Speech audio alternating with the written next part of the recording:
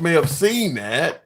You may have seen that. And he inspired me to get on here and talk to you folks for a minute. Because, like I said, I was not originally going to go live, but he inspired me to get out here and talk to you. I was planning on sitting around watching Chicago Bulls probably lose tonight, play a game or whatever. Just got off work, came home, kicked up my heels, put on my Gulf of Mexico t-shirt, established in 1550. I'm sure you all know what body of water we're talking about. The Gulf of Mexico, the actual name of it, established in 1550. Put on my Gulf of Mexico t-shirt, and I was going to chill for the night. But here I am. And of course, there are things I want to talk to you about. As Mr. Rogers would say, there's things we want to talk about, and that's what we're going to do. So good evening, folks. Looking in the comments, yes, Gulf of America is better. No, it's not. No, it's not. Because everybody knows the guy who created the term, and the guy who created the term is in nothing but controversy all the time. So I don't know if I don't agree with you that the Gulf of America is better. But if it had been named the Gulf of America back in the 1550s, Gulf of Americas, something like that, maybe. But unfortunately, it's Gulf of Mexico. Because at the time when it was called Gulf of Mexico, all of the shit around it was Mexico. I think just about all of that was Mexico. So America was not a country, America was a continent, but it was not a country back in 1550. But most of the Gulf of Mexico was the shores of Mexico. Almost all of that was part of the country of Mexico. So it was a Gulf of Mexico. So a lot has changed since that happened, but we're not going to go too deep into that. So what I do want to talk to you about, though, is first of all, in regards to the war, there's a few clips I want to play for you because this is a gem, GEM, that I discovered today, and I thought it is worthy of discussing. Because we are currently at war with Iran, but what about when we were at war before? Nancy Pelosi, the speaker. Well, when she first got in and was named speaker, I met her, and I'm very impressed by her. I think she's a very impressive person. I like her a lot. Now, he's talking about Nancy Pelosi. This is President Trump. This isn't real old. You see how he looks. But he's talking about Speaker of the House, Nancy Pelosi. Listen to what he's saying. Nancy Pelosi, the speaker. Well, when she first got in and was named speaker, I met her, and I'm very impressed by her. I think she's a very impressive person. I like her a lot. But I was surprised that she didn't do more in terms of Bush and going after Bush. It just seemed like she was going to really look to impeach Bush and get him out of office, which personally I think would have been a wonderful thing. Impeaching him? Absolutely, for the war. For the war. Because of the conduct. Well, he lied. He got us into the war with lies. And, look at the trouble Bill Clinton got into with something that was totally unimportant. And they tried to impeach him, which was nonsense. And yet Bush got us into this horrible war with lies, by lying, by saying they had weapons of mass destruction, by saying all sorts of things that turned out not to be true. He really was a Democrat back then, was he not? Wow. So he wanted George Bush, according to him, to be impeached for lying about the war. Wow. Some of the things he say really aged like fine milk. Because we're at war now with Iraq's neighbor, and literally, I would say at least about 80 to 90% of the reason given for why we went to a war with Iraq is coming out of Trump's mouth for why we're going to war with Iran. Bad dictator, killing his own people, has weapons of mass destruction. This is literally the same reason we're going to war with Iran is the reason they gave us for going to war with Iraq. So we'll see. But you hear him saying that Nancy Pelosi was he really liked her. What happened? I think this is around 2008 or something like that. Wow, what happened to make him hate Nancy Pelosi so much? all of the shit you hear with my beloved MAGA, all of my beloved MAGA, all the complaints they say about Nancy Pelosi, they were all relevant when he was saying that. She was still very far left. She was making a killing as a congresswoman, you know, stock market, whatever. All of the stuff they complain about Nancy Pelosi doing now, she was certainly doing when Trump was saying he liked her so damn much. So what changed? Why all of a sudden he doesn't like her anymore? Think about that. Nothing. This isn't that old. Nancy Pelosi hasn't changed that much from when he said this. So why did he like her then and speak so favorably of her then, and all of a sudden now he hates her? That's a good question. Rod S. Yeehaw! Appreciate the hat and mustache. In addition to talking about that, I also want to, if I can get my computer to act right, I want you to hear this, because we often ask on this show, simple question, with the war that's going on, Venezuela, now we're talking about Cuba, Greenland was in there somewhere. We ask the question often on the show, are we the good guys? And my audio or my clip, for some reason, I don't know what happened to the sound of it, but we may not be to play this clip for some reason.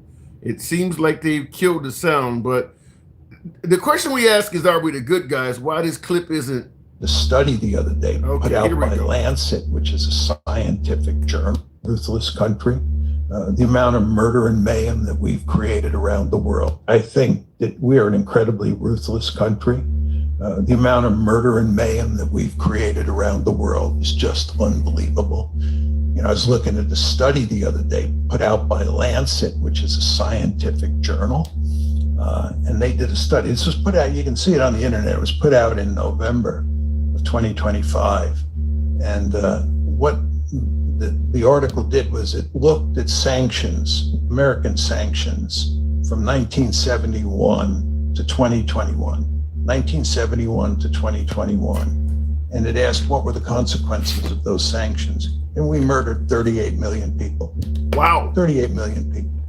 The amount of havoc we have wrought on the Middle East in recent years is just stunning.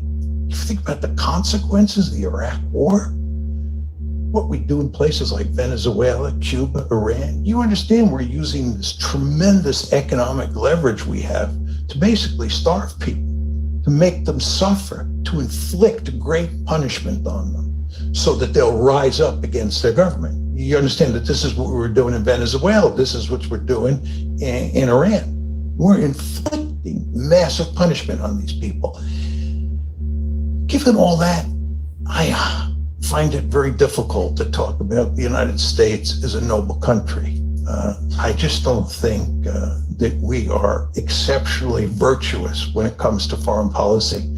So can you make statements like that without folks saying you hate America? Now, he's obviously criticizing our nation, and he's obviously American. Is what he's saying inaccurate, though? Is he criticizing America and making up shit? Or is what he's saying actually happening? Because he is suggesting that between 1971 and 2021, U.S. foreign policy has killed as many as 38 million human beings. You hear him talking about how we starve other folks. Keep in mind, right now in Cuba, thanks to Trump's oil embargo, where that island nation can no longer receive fuel, now that we've taken control of the oil coming from Venezuela, who used to give them oil, they have no power in that country.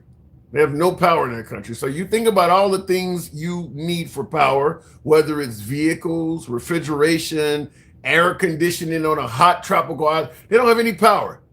You think no one has perished because of what we're doing? They're in the dark. Basically, I think they said in Cuba, the average Cuban has power like 3 hours a day. That's it.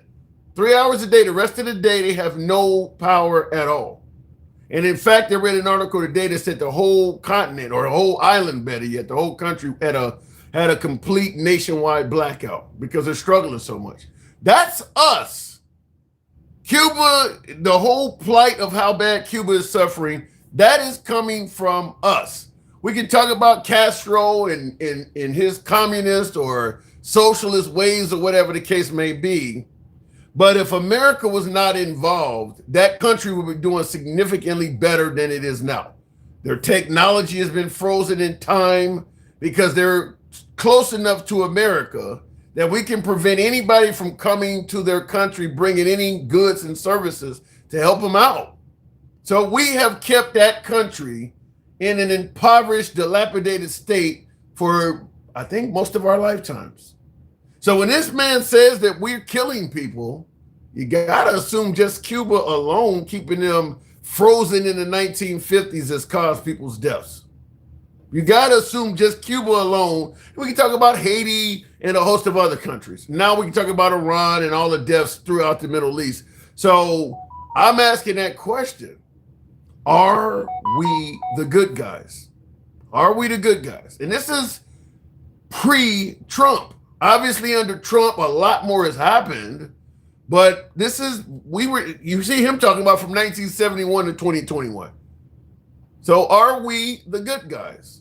When you look at what we do, or better yet, I would ask you guys also, is it unpatriotic to talk about this stuff? Because a lot of folks will say, It's just unbelievable. Bringing this stuff up, The if you got to bring all this up, why don't you leave your country or whatever the case may be? So we'll talk about that. Also, what I want to run by you is the fact that President Trump has went back and forth. And we'll start taking callers. Tap the screen, get us up to 10,000, by the way. And thank you, Ben. What ED meds do you use? Can we get a discount link? Wrong live, but I appreciate the support. Also, I will say this. President Trump has went back and forth. First indicating that, NATO was useless and we don't need NATO. NATO needs us. We don't need Canada. Canada needs us. And he took that mindset right into the Iranian war, conflict, excursion, whatever name you want to call it. By the way, for folks who insist that this is not a war, I don't have a clip queued up, but President Trump was asked, is this a war? And he said yes. So for folks who keep continuing to insist that this is not a war, President Trump has already answered and said, yes, it is. So keep that in mind.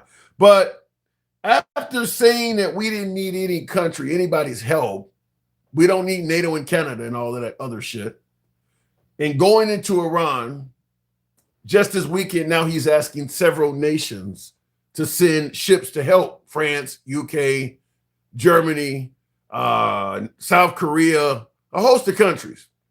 Most of them are not promising to send anything. In fact, Germany released a statement that said, this is not NATO's war. So he has not gotten a lot of help, even though the United States requested it. And keep in mind, with the United States being ahead of NATO and real big in the UN, we normally can call folks and get assistance like that.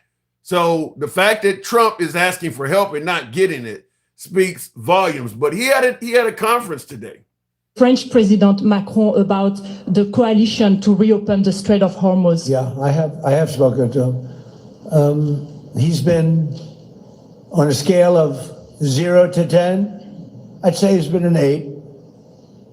Not perfect, but it's France. Are you We don't expect perfect. Are you confident that France will help with the reopening of Strait of Hormuz? Yeah, I mean, sure. I think he's going to help. I mean, I'll let you know. I spoke to him yesterday. I don't do a hard sell on them because my attitude is we don't need anybody. We're the strongest nation in the world. We have the strongest military by far in the world. We don't need them. But it's interesting. I'm almost doing it in some cases, not because we need them, but because I want to find out how they react. Because I've been saying for years that if we ever did need them, they won't be there. Not all of them, but they won't be there. I was very surprised with the United Kingdom, because the United Kingdom, 2 weeks ago, I said, why don't you send some ships over? And he really didn't want to do it. I said, you don't want... I guess the point I want to make is, how do you get anywhere talking to people like this, treating people like shit? I mean, he said we don't need Canada, Canada needs us. We don't need NATO, NATO needs us. I mean, obviously talked about taking Greenland, has already invaded Venezuela, threatening Cuba. How do you get anywhere when you're treating everybody like shit? Saying negative things about personal, better yet, prime ministers and things like that. I mean, listen, even if he is correct, let's go with the notion, because I see like Duke in the comments is saying we don't need anybody. Okay, let's say you don't need anybody. How does it benefit you to basically talk to people like this? I don't see the purpose of doing this other than to literally try to make other nations feel smaller or basically treat them like shit. And as I'm saying, that is why you see him calling for these nations to send ships to the Strait of Hormuz, and nobody's doing it. I don't think these nations, and I'm talking about NATO member nations, I'm talking about the UK, I don't think they see America as an ally with Trump at the helm. I don't believe they see us as an ally right now, because Trump became president and essentially said, ain't none of you guys allies. So they're treating him like he's treating them. Remember, Trump, Liberation Day, tariffed all of them, said they weren't, they were ripping off America. Same thing he also said about the NATO, wanted them to increase their defense spending and all that. I mean, he's been criticizing the NATO member nations since he became a politician.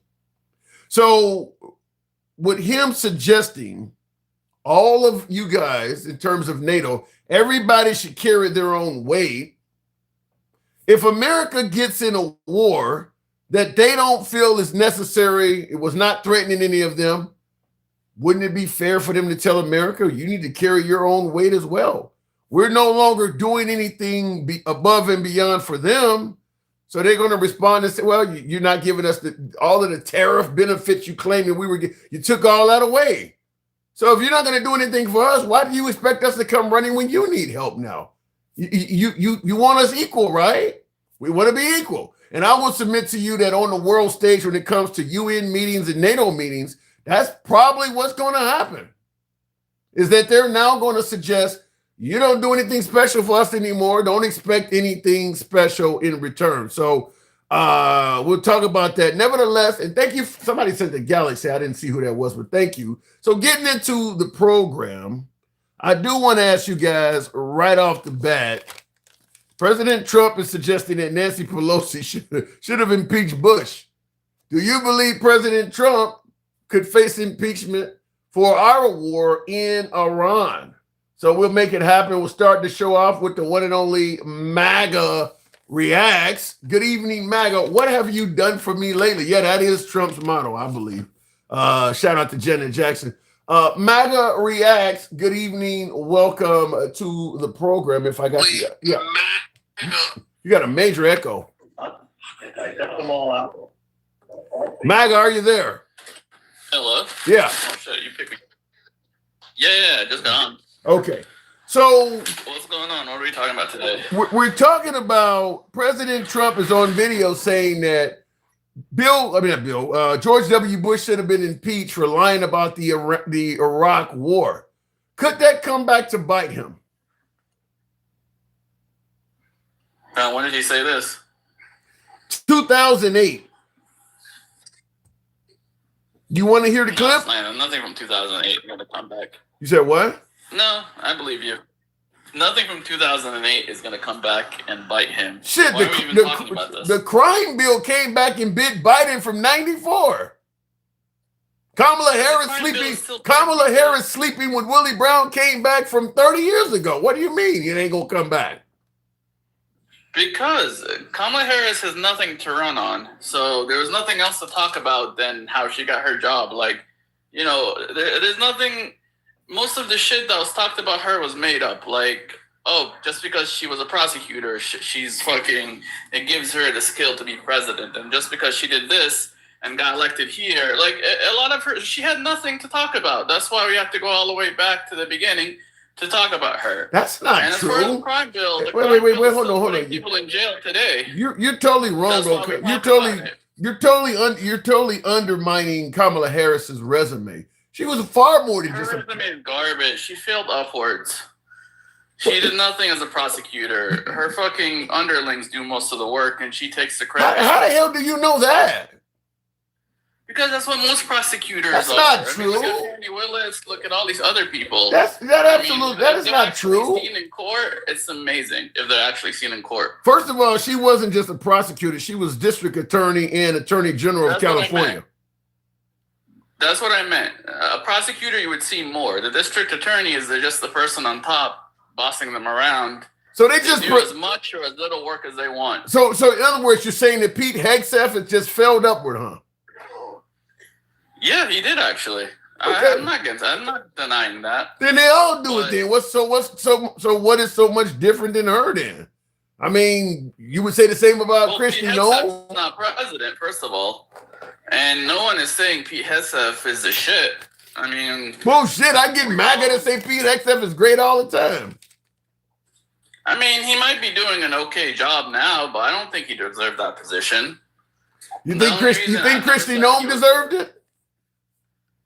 I don't know. She was also one of those prosecutors. I don't know if it was her or Bondi. I think Bondi was also like the prosecutor / Florida DA. I don't know Christy Noem. I'm going to tell you. I can't tell you if she deserved it or not. Kamala Harris, district attorney, attorney general, U.S. senator, and then she became a vice president, and then she ran for president. Her resume is complete. She has the resume of somebody. Obama was only a senator. He was a Harvard law professor, community organizer, and then he was a U.S. senator for a handful of years. Her resume is actually better than Obama's. Well, Obama didn't win because of his resume. He won because of his charisma and charm, and the fact that anytime you asked him a question, he knew the answer. Harris is the opposite. She couldn't answer shit unless she memorized the answer, and it's like a question she knew was coming. Like she couldn't. You couldn't if you go off script just a little bit, Harris is stumped.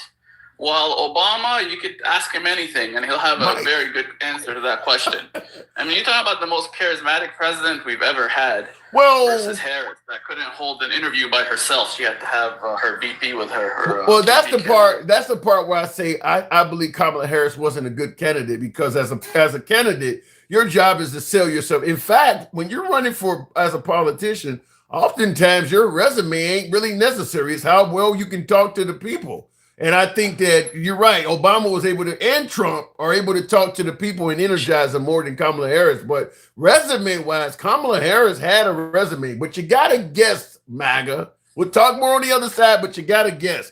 Mike, good evening. Man, what's up, Tim? If you don't stop letting this man slander her resume, if you don't let this Her man... resume's garbage. I don't think he knows what her resume is. I know. She was district attorney for a bunch of places, and then she ran for senator. Let me hear him, Mike. Give me her qualifications, Mike. I know. Well, he's saying her resume was garbage, so I want to ask him what her resume is. He said it was garbage. What is it? She was district attorney of San Francisco, and then she was district attorney of fucking California, and then she was a senator for California. She was attorney general. She was attorney general. Yeah, Keep going. That's a step up. Attorney general, district attorney is basically the same thing. No, it's not. They're two different positions. And What's guess the what? difference between a district attorney and an attorney general? Was she appointed to those? Was she appointed, or was she voted into those positions? A little bit of both, but she was voted. I'll give you that. She was voted. It was California. So no, that's not it. So she was district attorney, attorney general, senator, vice president. What part of her resume is not complete, sir? I didn't say it wasn't complete. I just think she didn't fucking earn that. I didn't ask you what you think. She got elected into those positions in a state that's all. I didn't ask you what. I didn't ask you what you Anybody with think. an E next to their name would have won all those positions. Magarias, can you quit just I didn't ask you what you think.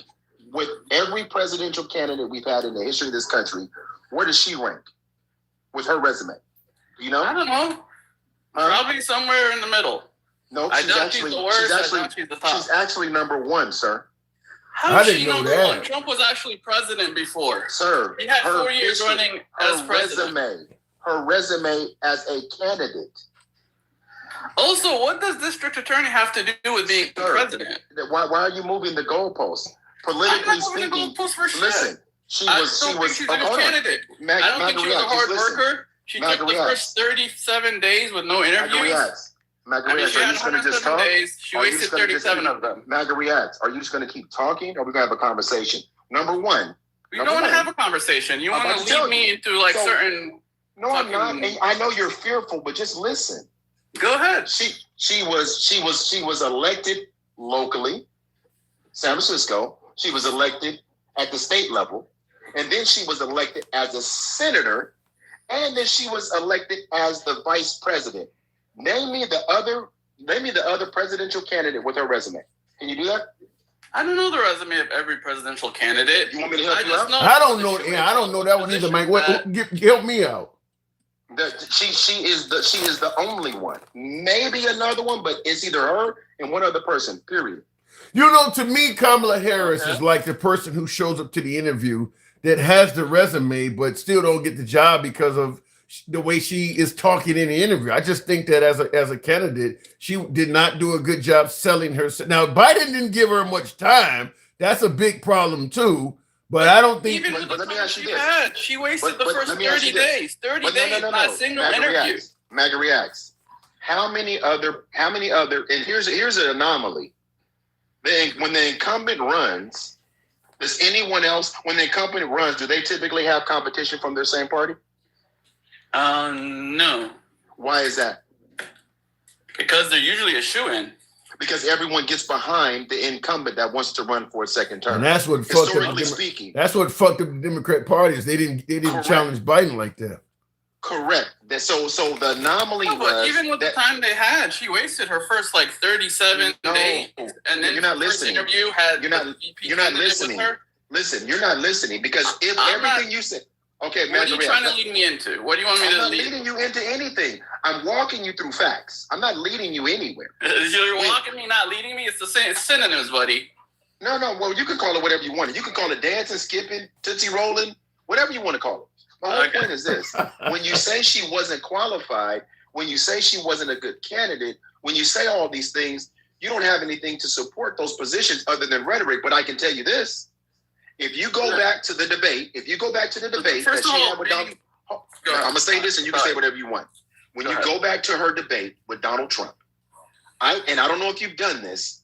Everything that she said we need to be concerned with and worried about a second Donald Trump presidency is happening right now. That actually with is that true. being said- Yeah, that's true. Now, with that being said, show me where she wasn't competent enough to articulate that then, and we're living it now. I'll go on First mute. of all, that debate, she pretty much knew Trump's answers because he's been repeating himself the entire time. That's not He what had I no asked you, idea what the Maga hell Reacts. she was going to say. That's So not what I asked you. She memorized basically the answers. That's- Those weren't Yeah, answers off again- the top of her head. That was just a script she memorized. wait- She knew exactly what Trump now- was going to say. We all knew what he was Maga going to say. Reacts. Now you're bullshitting. See, you can never have again, if she knew everything, so what you're saying is he's so predictable that she was able to predict what he was going to say. Is that what you're saying? That's what he's saying. Okay, that's what I thought. Fine. Lastly, I'm going to say this for my galaxy. Because you guys have been talking about how strong Donald Trump is, right? You guys have been talking about his strength. I don't know. Well, he obviously has some successful businesses, but he has some that failed as well. To me, Yeah. Trump's biggest strength is when you go to his rallies, and as somebody who's been to a couple of myself, his biggest strength is he knows how to energize a crowd. I mean, even if what he's saying is not true or never going to come true, he has a way to make you want to root for him. And that's fine. And I don't disagree with. Oh, where did he go? Him left. Come here, Maga Reacts. He had time left. Come here, Maga. Come here, You Maga. stop that. Come here, Maga. Because I wanted to ask him this last question, which is this. And I told you this months ago. He's so strong, and I told you that was false bravado. I've been telling you this shit for months. He can't get our allies to move the way he wants them to move right now. He cannot make them. He's telling them to. Now we Yeah. need help. Didn't he just say last week we didn't need no fucking help? Yeah, Now, I why actually does she think put that that. open? Yeah, I actually think the fuck everybody opening act that he did, and MAGA loves this shit. I think the fuck everybody is what has done it. I think under normal circumstances, even if the U.S. gets itself involved in a conflict that is nobody else's business, we would have been able to get other nations, just like George W. Bush did with the Coalition of the Willing, to join and fight in a war that they really didn't support. But when you start out with fuck everybody and you're threatening to take Greenland, you're tariffing all the countries, you're saying horrible, embarrassing shit about prime ministers and things like that. Like you don't leave them any incentive whatsoever to want to help you. I mean, the way he's treated them has been horrible. But it's him, and I fuck with you, but I gotta hold you accountable. You were calling that a strength. You were calling that one of his strengths. Not to fuck everybody. No. But no, you said he's always out there talking and saying these things. And I do think Trump talking to the people, and I want to say transparent, even if it's not always honest. I think talking to the people is a strength, but destroying world leaders, that's a strength for him in America with his supporters and things like that. It's not a strength for him internationally, because internationally you're exposing yourself to some degree as a liar, not to mention as a narcissist, and now looking like a warmonger. But like, for instance, when I say a liar, I'm talking about getting on television and saying that Iran bombed their own school full of girls. The whole world community knows that's not true. And then saying Iran had tomahawks. I'm sure we got allies that were not allowed to buy tomahawks. So they know Iran don't have these. So him talking every day is a strength with MAGA and many Americans. But to the international community, it's not helping them out at all. But Tim, it wasn't a strength for us. This is why I'm going to push back again. You can bring it back up. This is why I'm going to push back again. It was never a strength for us, only his base, because he was telling the same lies nationally. You're not suggesting that he's only an international liar, are you? No, he lies, but I think the people here are okay. Now you guys had expired 5, so I'll give you guys another 5 before we go. But go ahead. That's cool. So my point about you're good. My point about what we're saying, Kamala Harris predicted all of these things. Now you can say that she studied him or whatever, MAGA reacts, or you can say, because she was the vice president for the 4 years preceding that she has intelligence. And by the way, he did have indictments, classified documents that they were able to review before the debates. You could say that they knew what he was going to do because it was already written. Now I'm whispering a little bit because I don't want to upset everybody. Well, but maybe they knew exactly what he was going to do because he said it in every one of his rallies. And it's documented. Fear-mongering, MAGA react. Semi-correct. Yeah, but what you guys call fear-mongering, they wrote down. That's why she knew it. See, here's the thing. You guys don't read. Of course she knew what a second president should, because they told us already. They've been telling us what it was going to look like. Of course she understands classified docs. Of course she's seen the J6 indictment. Of course she saw. He didn't need any of that. He said everything he was going to do in his rallies. No, he said everything he was going to do on Project 2025. And Buckeye in the comments says, I wonder if she things match Project 25. Yeah, and Buckeye in the comments says, you say you wonder if she predicted her husband was going to get the babysitter pregnant. That's not relevant to this. I mean, I wonder if Melania Trump predicted that Trump was going to bring a porn star home. Now, I don't think that's relevant. Exactly. Go ahead. Exactly. Yeah, that's not relevant. He brought her home. He probably fucked her. Wait a minute, MAGA. Wait a minute, MAGA reacts. What did you just say? I want you to repeat what you said. Which part? About him fucking her in the hotel, or no? Before that. About what? About Harris? You said about Harris predicting what?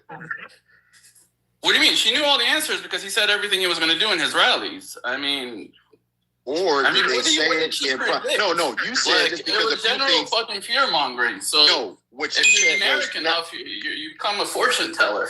No. What now I remember what you said. You said just because a few things align with Project 2025. That's what you said. Is it a few things or everything? I'll tell you. I mean, it's a conservative viewpoint, and I'm not conservative, but of course they're gonna do some shit conservative. Part of the fucking base is conservative, so that's what sucks about having so many different people under the same tent. You have to try to keep them all happy. But honestly, he's dropped the ball with some of us. I'm not going to tell you Trump is doing a good job right now. Did Trump say in any of his rallies that he was going to liberate Iran or Cuba? Did he ever say that? Well, he says he's going to put down red lines. It's a simple yes or no, sir. He's going to fucking. It's just a simple yes or no. Tim, you went to that's a good no. Trump never talked about. He absolutely never even brought Venezuela up.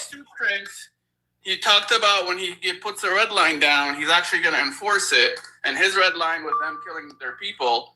And after they killed those 30,000 Man, people, he's could there a you month quit later. ice skating around with your triplets? Did he ever in his rallies talk about liberating any other country? Just yes or no? I guess I don't know. No, not The answer would be no, specifically. because you know why? He This talked isn't about about peaceful liberating straits. anybody. I'm gonna drop back down to give you your time back. But Maggie reacts. All I'm asking you to do is just fucking read.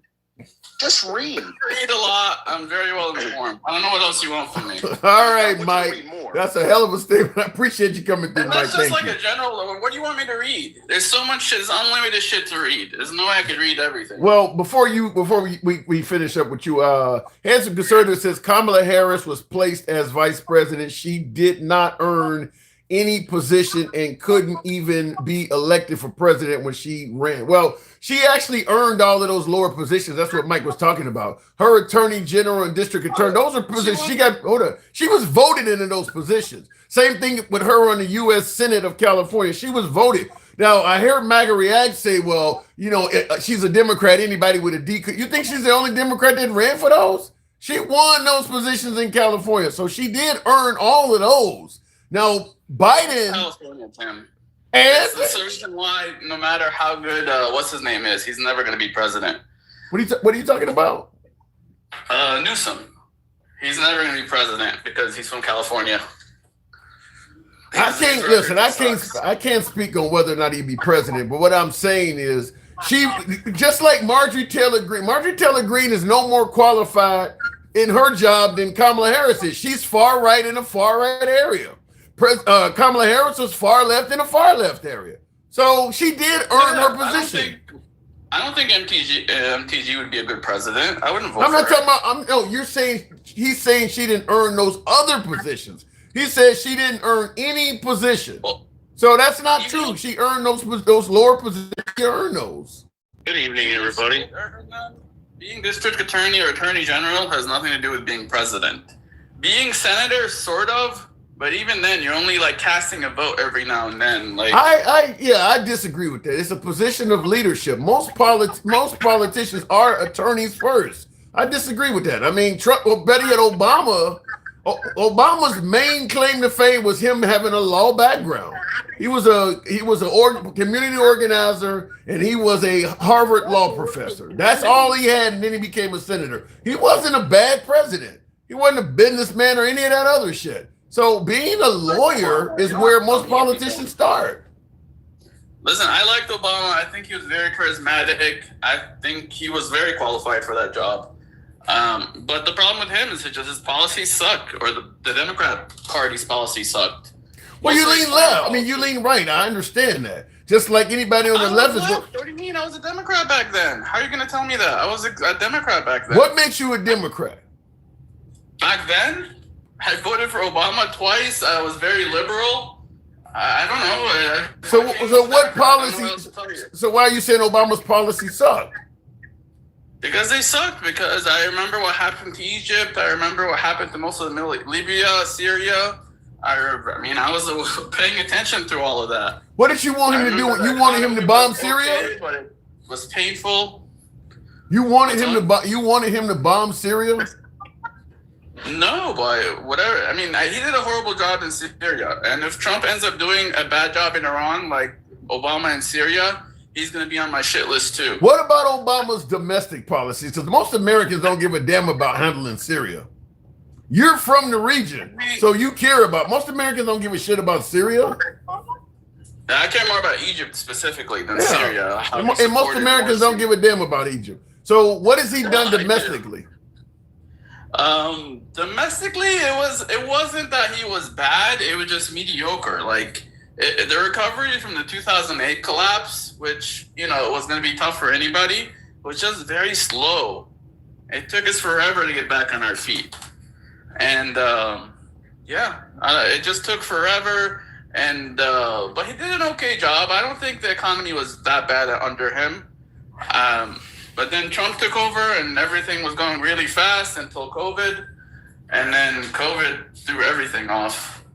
No, COVID didn't throw everything off. Trump's handling of COVID threw everything off. His handling of COVID was terrible. I think his handling of COVID was fine, especially since Biden took over and he had a freaking vaccine and he still didn't do any better. I mean, he did way worse than Trump.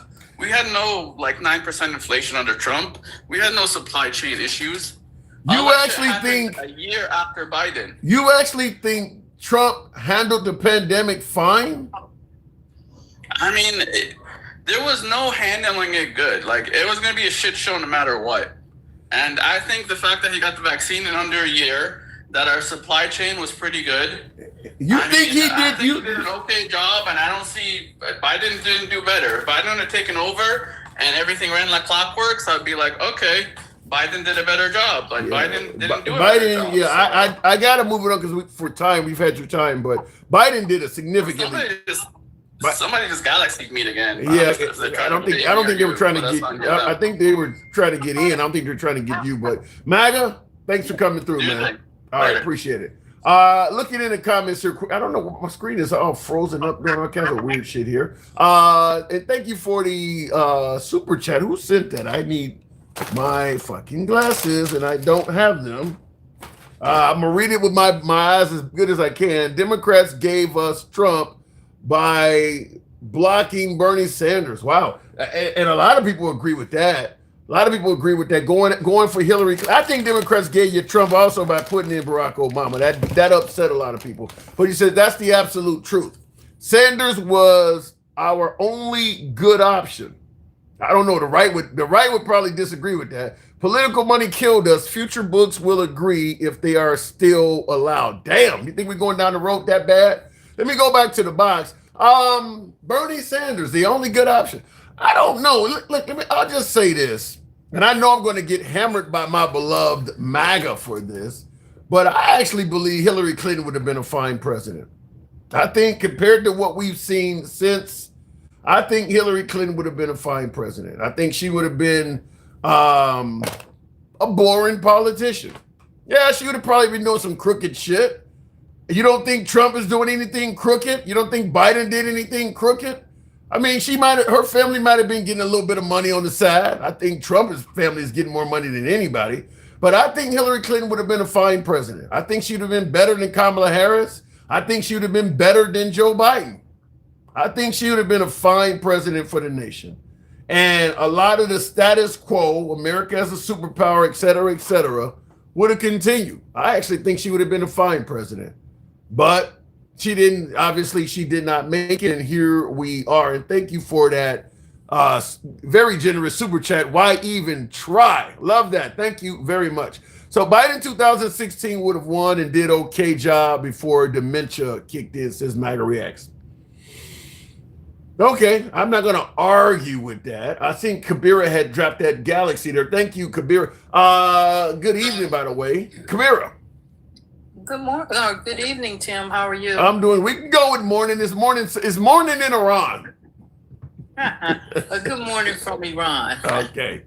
So what brings you up? What am I getting wrong here? Now we've talked. I don't know why my damn sound card, but we've talked about Kamala Harris. Am I getting it wrong on her? I think she was a bad candidate, but had a great resume.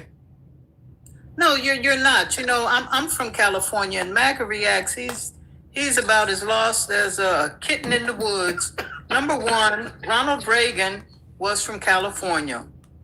True. Right. So was Schwarzenegger. So was Schwarzenegger. Right. And so, exactly. Pete Wilson. We have had several Republican presidents, and Reagan became governors, and Reagan became president twice. Yeah. So MAGA Reacts, shut the hell up. You don't know what you're talking about. So far as VP Harris, the first time I ran across her was during when she was running for Attorney General. So what I do is, they send you the pamphlets, and so then I Googled her and the people she was running against. And I said, okay, bam. I chose her. And even when she ran for senator, right? Okay. Because I knew the qualifications she brought. So, basically, Tim, what it boils down to is people don't want to admit it. It's either misogyny or bigotry. End of story. I mean, Trump can't even construct a sentence well. Damn.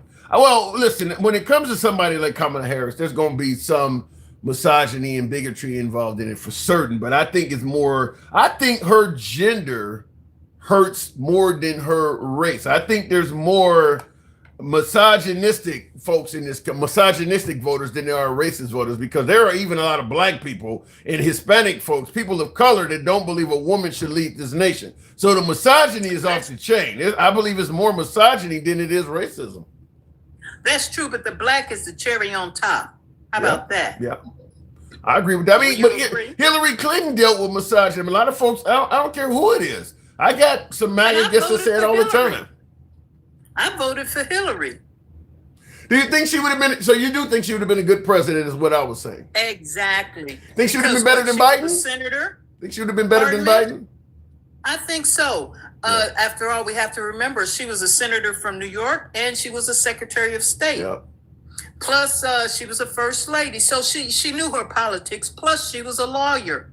Should So you she know? knew her politics. With you running it down like that, we were talking about Kamala Harris's resume. She might have had a better resume than Kamala Harris. She was good, but let's put it like this. Republicans have a way of messaging something to make an intelligent person seem like a demon, right? You got to elaborate. Explain what you mean by that. And Republicans fell out with her when when Clinton had his little thing with Monica Lewinsky, and she said in the interview, "If you think I'm gonna be like Tammy Wynette and sit at home and bake cookies and stand by my man, you're wrong." And so with that, they took offense. Which I don't get that. Where she was coming from. I don't get that. Okay, Bill Clinton obviously cheated on his wife, and his wife just stood like by. Donald Trump. Yeah, right. I was gonna say that, and his wife stood by his side. Melania Trump is standing by Trump's side, and there's no doubt that he's done the same thing. And they're not criticizing Melania Trump for standing by her man. Why did Hillary Clinton get banged so much? Because they a MAGA mind is a terrible thing to have. It's the only thing I can think of, Tim. These people have no critical thinking skills. I don't know. But, some of it is hypocrisy. I guess if it was reversed, the Democrats might do the same thing. It could be politics, but yeah, I don't. If you're going to complain about Hillary Clinton standing by an obvious cheater, and you're going to ignore Melania Trump doing the same thing, I mean, there's so much circumstantial evidence of Trump out there talking about everything from underage girls to overage girls.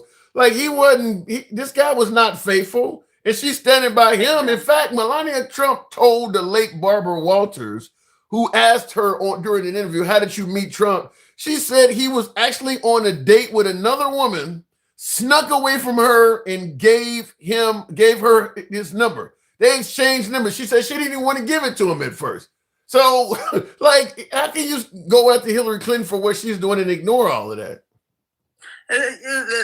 Tim, like I said, you cannot explain a MAGA mind. I was on a live. I was listening to a live earlier, and some person who was in the box said, "Why do we have to go by what he did in the past?" Listen, a person's character matters.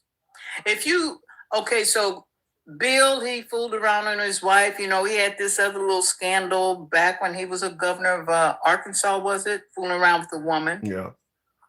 But these things have to come out, and you have to decide then and there. But everything that comes out of Trump's mouth is a lie. Let me tell you this, Tim. I was watching Anderson Cooper. Okay. And so, look, Trump says, now listen to this slide. Trump brought up, he goes, another president said to me, "God, what you're doing with Iran is a good thing." I wish I would have thought of that. Yeah, he did say that. I'm baffled. Like, who the hell would have? What president? Because most of them ain't even talking to him. Like, what president told you that?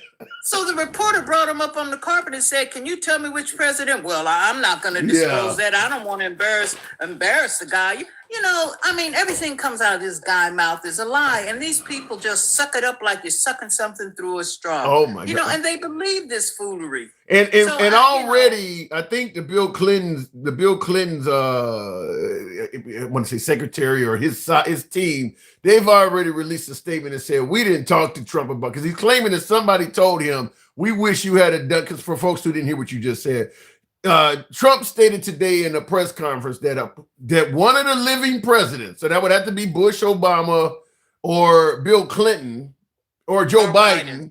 One of them told him, I wish I had have done in Iran what you are doing right now.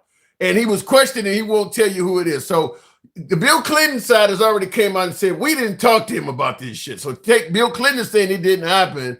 Only other person would be George Bush. If George Bush, because you know Obama and Biden ain't talking to that motherfucker at all. So if Bush comes forward and says, I agree with you, I don't think that happened at all. I think he's making that up. And you know, even at dignitary funerals, right? Mm-hmm. None of them speak to Trump. Right. So why would all of a sudden they speak to him on the backside? Yeah, I don't. And like you said earlier, Trump, he's talked badly about our allies. He's bullied his way. We don't need anybody else. Liberation Day, they're stealing from us. We don't need NATO. Now he's dug himself into this quagmire. He doesn't know how to get himself out of this quagmire. And he's going around begging for help. No one will help him. Even Germany said, nope, we're not going to help you. He's even asked China. China said, that's not our business. I think so France, I think France is, because France had originally said they weren't sending. I think France has changed their tune. So I think he may get a couple friendships. But the problem is, once any of these ships get hit by Iran and take casualties, is Iran now at war with France? Does it spread to another country, or does France, similar to what happened in Iraq when the Filipinos started getting beheaded? It's like, fuck it, we out of here. It was a coalition of the willing to help George W. Bush. But when they started taking casualties, they left. So if the French, one of their boats gets droned or hits a mine, do they stay there and start fighting the Iranians with Netanyahu and Trump, or do they pack up and leave? Well, I don't mean to give you pushback, Tim, but so that I know of, because my TV stays on news channels, and also I watch Al Jazeera and British Broadcasting System and Canadian Broadcasting Company. France has not said yes, they would help Trump. Okay. Another reason why none of these ships will assist Trump. Now, I'm not talking about militarily. I'm talking about the ships that carry this cargo. What insurance company will insure these cargo ships? Well, these are warships. I don't think they're going to send in. No, but they need the cargo, right? The oil, everything else, right? This one. Well, So I suppose you would have to. I suppose you would have to use a warship to escort the cargo ships through. I don't know exactly. So you're saying, I thought, well, you know, because I thought I had some articles online saying France was participating, but now that I'm looking at it, this stuff is like 2 weeks old. So no, you're right. They're not agreeing. So right now, nobody's helping the Trump administration, but Netanyahu. See, and this is what happens when you have the best brain, when you have a better brain than the generals. Remember he said that in his first term? I have a better brain than That's the your generals. president. I have the best brain. Yeah, that's your president. So he didn't even have any forethought. Like he said today, he didn't think that Iran would boom other countries. Well, yeah, he's really and thank you, Sexy Red. Appreciate those. No, he's really greatly underestimated Iran. That's why I believe this whole conundrum. I think that President Trump got a lot of an ego boost in regards to how easy Venezuela was. And I think he thought that Iran would fall similar. I mean, because at the end of the day, our military is significantly more mighty than Iran. But the asymmetrical warfare aspect of it, shutting down the Strait of Hormuz aspect of it, attacking other nations in the region aspect of it, is something I don't think they expected. Iran is doing a whole lot of shit they weren't expecting. They did, this is where not only do you need allies across the water, but if you remember from Trump's first term, he told his team, don't talk to anyone from former administrations. We don't need their help. If you remember the Bay of Pigs, John F. Kennedy went to Eisenhower for advice on how to handle the Bay of Pigs. And because of the presidency, there is no other job like it. You would need former presidents to maybe give you some advice and to guide you. But if you have the best brain, You don't need any advice, which is now he's dug himself into this quagmire and he's drug us into it, the American people. Yeah. And this is where we are, Tim. That's a great point, because I've talked to a lot of my MAGA friends, and what they're saying is President Trump should get credit because he stepped up and did something with Iran that all the other presidents, basically failed to do, or they were lollygagging on. And my stance is exactly what you just said. Before you go and do this with Iran, you need to call those other presidents, rather, because all of them were complaining about Iran. Obama had complaints on Iran. So did Bush, Biden, all of them. You should call them and ask them, you guys saw the same shit I've seen. Why didn't you do anything about it? Or some of the generals that are still working, that were there during those administrations, why didn't they do anything about this then?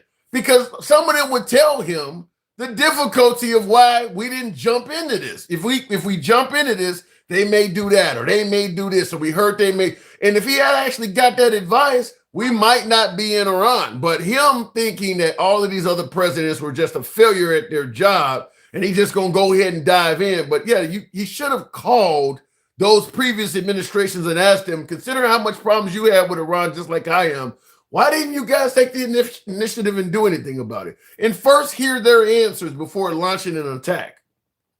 Exactly. He didn't, you need to get a hold of former national security advisors. All of these people, this is one reason why you have a transfer of power. When someone loses the presidency, another person wins, they sit back and they collab and et cetera, et cetera, et cetera. And you say, this is what's going on in this region, and this is the reason why we didn't do this in this region, this region, and this region. Trump never thought about how Iran would take care of Kuwait, all the surrounding countries. But what about Hegseth? You think? I mean, Hegseth is former military, low level. Stop. Huh? Tim, stop it. Look, I'm gonna put it like this. I was a sergeant in the United States Army. I didn't know that. All right. Okay. Now, yes, Pete Hegseth was a major.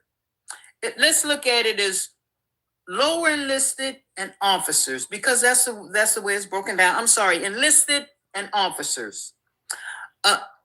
04 in the military is either a corporal, a specialist. I don't know if they call them in the Air Force or the Navy, but it's only an E4. Mm-hmm. 04 as an officer is only a major. They're not even above a lieutenant colonel, not above a full bird colonel, not above just a regular general, a brigadier general. If you're going to have someone who is going to be over the Department of Defense, they need to, for number one, have been retired from the military, high-ranking official. Now, why don't they need to be retired though? Because usually by then by the time someone's a general and they retired, they're into OPSEC. OSEC. I forget exactly how you pronounce it. They're in a lot of things. They're under big commands. I agree with that they should be seasoned and fairly high ranking. But let's take somebody like Norman Schwarzkopf, the late Schwarzkopf from the first Gulf War, and people were indicating he might run for president. I don't think he needed to be retired. I think he would have been a shoo-in for a role like that without having to retire. So I don't know if I agree with the retired aspect. I agree with everything else you said, but I don't know about same thing with Colin Powell. I think that he could have done that role. Well, he was doing that role. So you're right. Yeah. So I don't think they need to be retired. I'll give that to you. But they have tons of experience. Yeah. Not some little 04 major. That's just one step over a captain. Yeah. And I gotta assume a major is a flunky usually a major is a flunky for a lieutenant general. Usually the major is the one who drives the general's Jeep. I gotta assume that there is a lot of those, because he called all those generals, was it to DC or whatever? They all had to sit before Trump in Hegseth. I gotta assume a lot of them really don't have a lot of respect for Hegseth, considering, like you said, they're so highly ranked above him to have a guy this low walking around barking orders at you. Because, listen, I'm a former union employee, and I know how folks with a lot of seniority feel about some kid coming right out of college, and all of a sudden now he's your manager, and he don't know nothing about the job. I know how folks feel about that. And having a general or a full board colonel looking at Hegseth like, who the fuck are you? Because you talk about DEI, wouldn't he qualify as that? He would definitely qualify it, right? He did. Pete Hegseth, and I don't like the way he's flip-flopped to kiss Trump's behind, and I don't like his politics, but Rubio was suited for Secretary of State. I got a friend that suggested Rubio would make a great commander-in-chief after Trump. What say you? Well, I say no, because he didn't even win the 2016 election. He fell by the wayside. He tried to be a mini Trump, and it didn't work out for him. He's a follower. He's not a leader. But he was more. I think if he had been a Secretary of State for somebody like Bush, he would have been a decent Secretary of State. You know what I mean? But oddly enough, then he kind of has the same qualifications of Kamala Harris. He just has been in office more. But I mean, some of the same things you just said about Rubio, where he tried to run and did a dismal job. He tried to run for president. Same thing. Kamala Harris tried to run and she couldn't get the vote of her own party. Rubio had the same aspect. He couldn't get the vote of his own party. So I mean, they actually have something in common. Exactly. But everyone else in his cabinet, I think Susie Wiles is I think that's her last name, for his chief of staff. I think she's doing an okay job. Yeah, she just came out and said she has breast cancer now. Oh, well. Yeah, she's dealing with breast cancer now. I heard that on this. I'm sorry to hear that. Yeah, that was she on. Probably got it fooling around with Trump. Everything. How do you get Trump breast cancer? BIESs. How do you get breast? You trying to tell me Trump gave her breast cancer? Yeah, smelling all his dirty diaper and everything else. Well, let's hope that's wrong. Everyone else in his cabinet, there's nothing but a bunch of yes men and troglodytes. That's all they are. Yes men and what? Troglodytes. What is that? You know what a troglodyte is, Tim? A black lesbian? Did you say a chocolate dyke? No, I said troglodyte. Oh, I don't know what that is. I'm like, is this a black lesbian? I've never heard of a chocolate dyke. That's what I thought you said. Okay. No. Troglodyte. Trog. TROG. Okay. All right. Okay. Okay. Troglodyte. Okay. You got it. All right. Fair enough.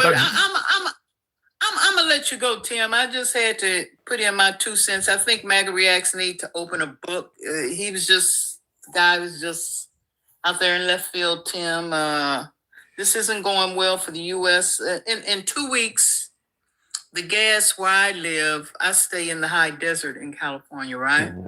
And it was about 318. Right now, it is 527. The gas station that I normally go to.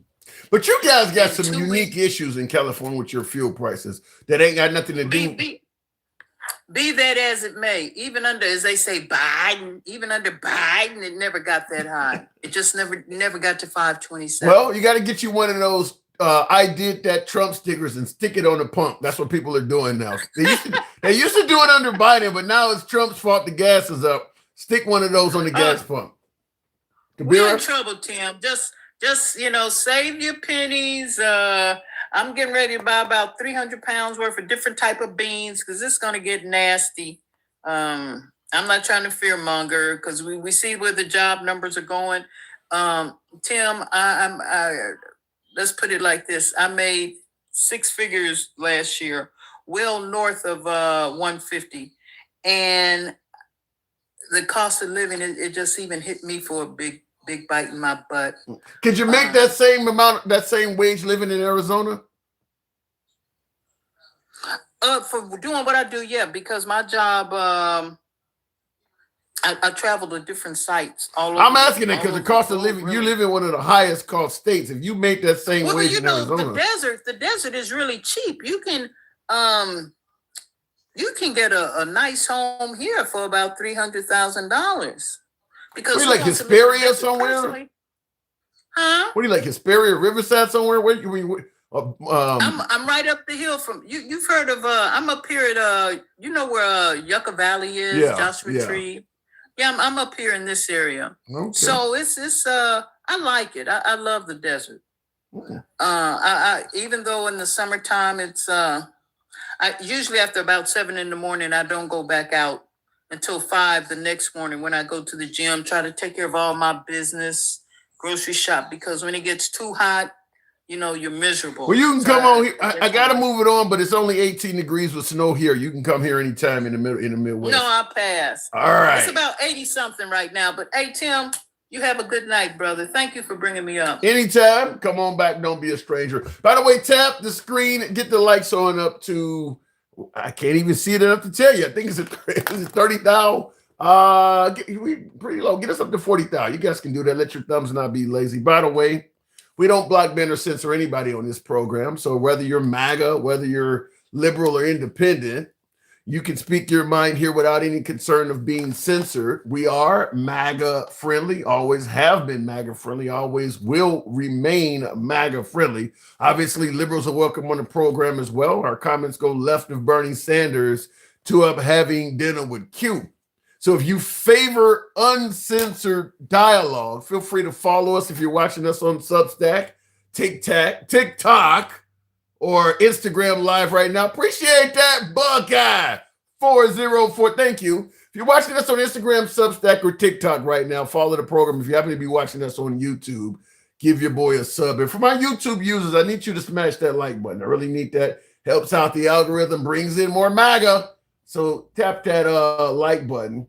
From the high desert west of the Rockies, you're on the air. What is that, a radio opening? So going back to the comment section, yep, it's cold. Minnesota got hit with a lot of snow, 612. That's the area code there. He says, yep, it's cold in Minnesota too. It ain't just cold. You guys got, last I heard this time yesterday, they were talking about Minnesota might get between 15 and 20 inches of snow.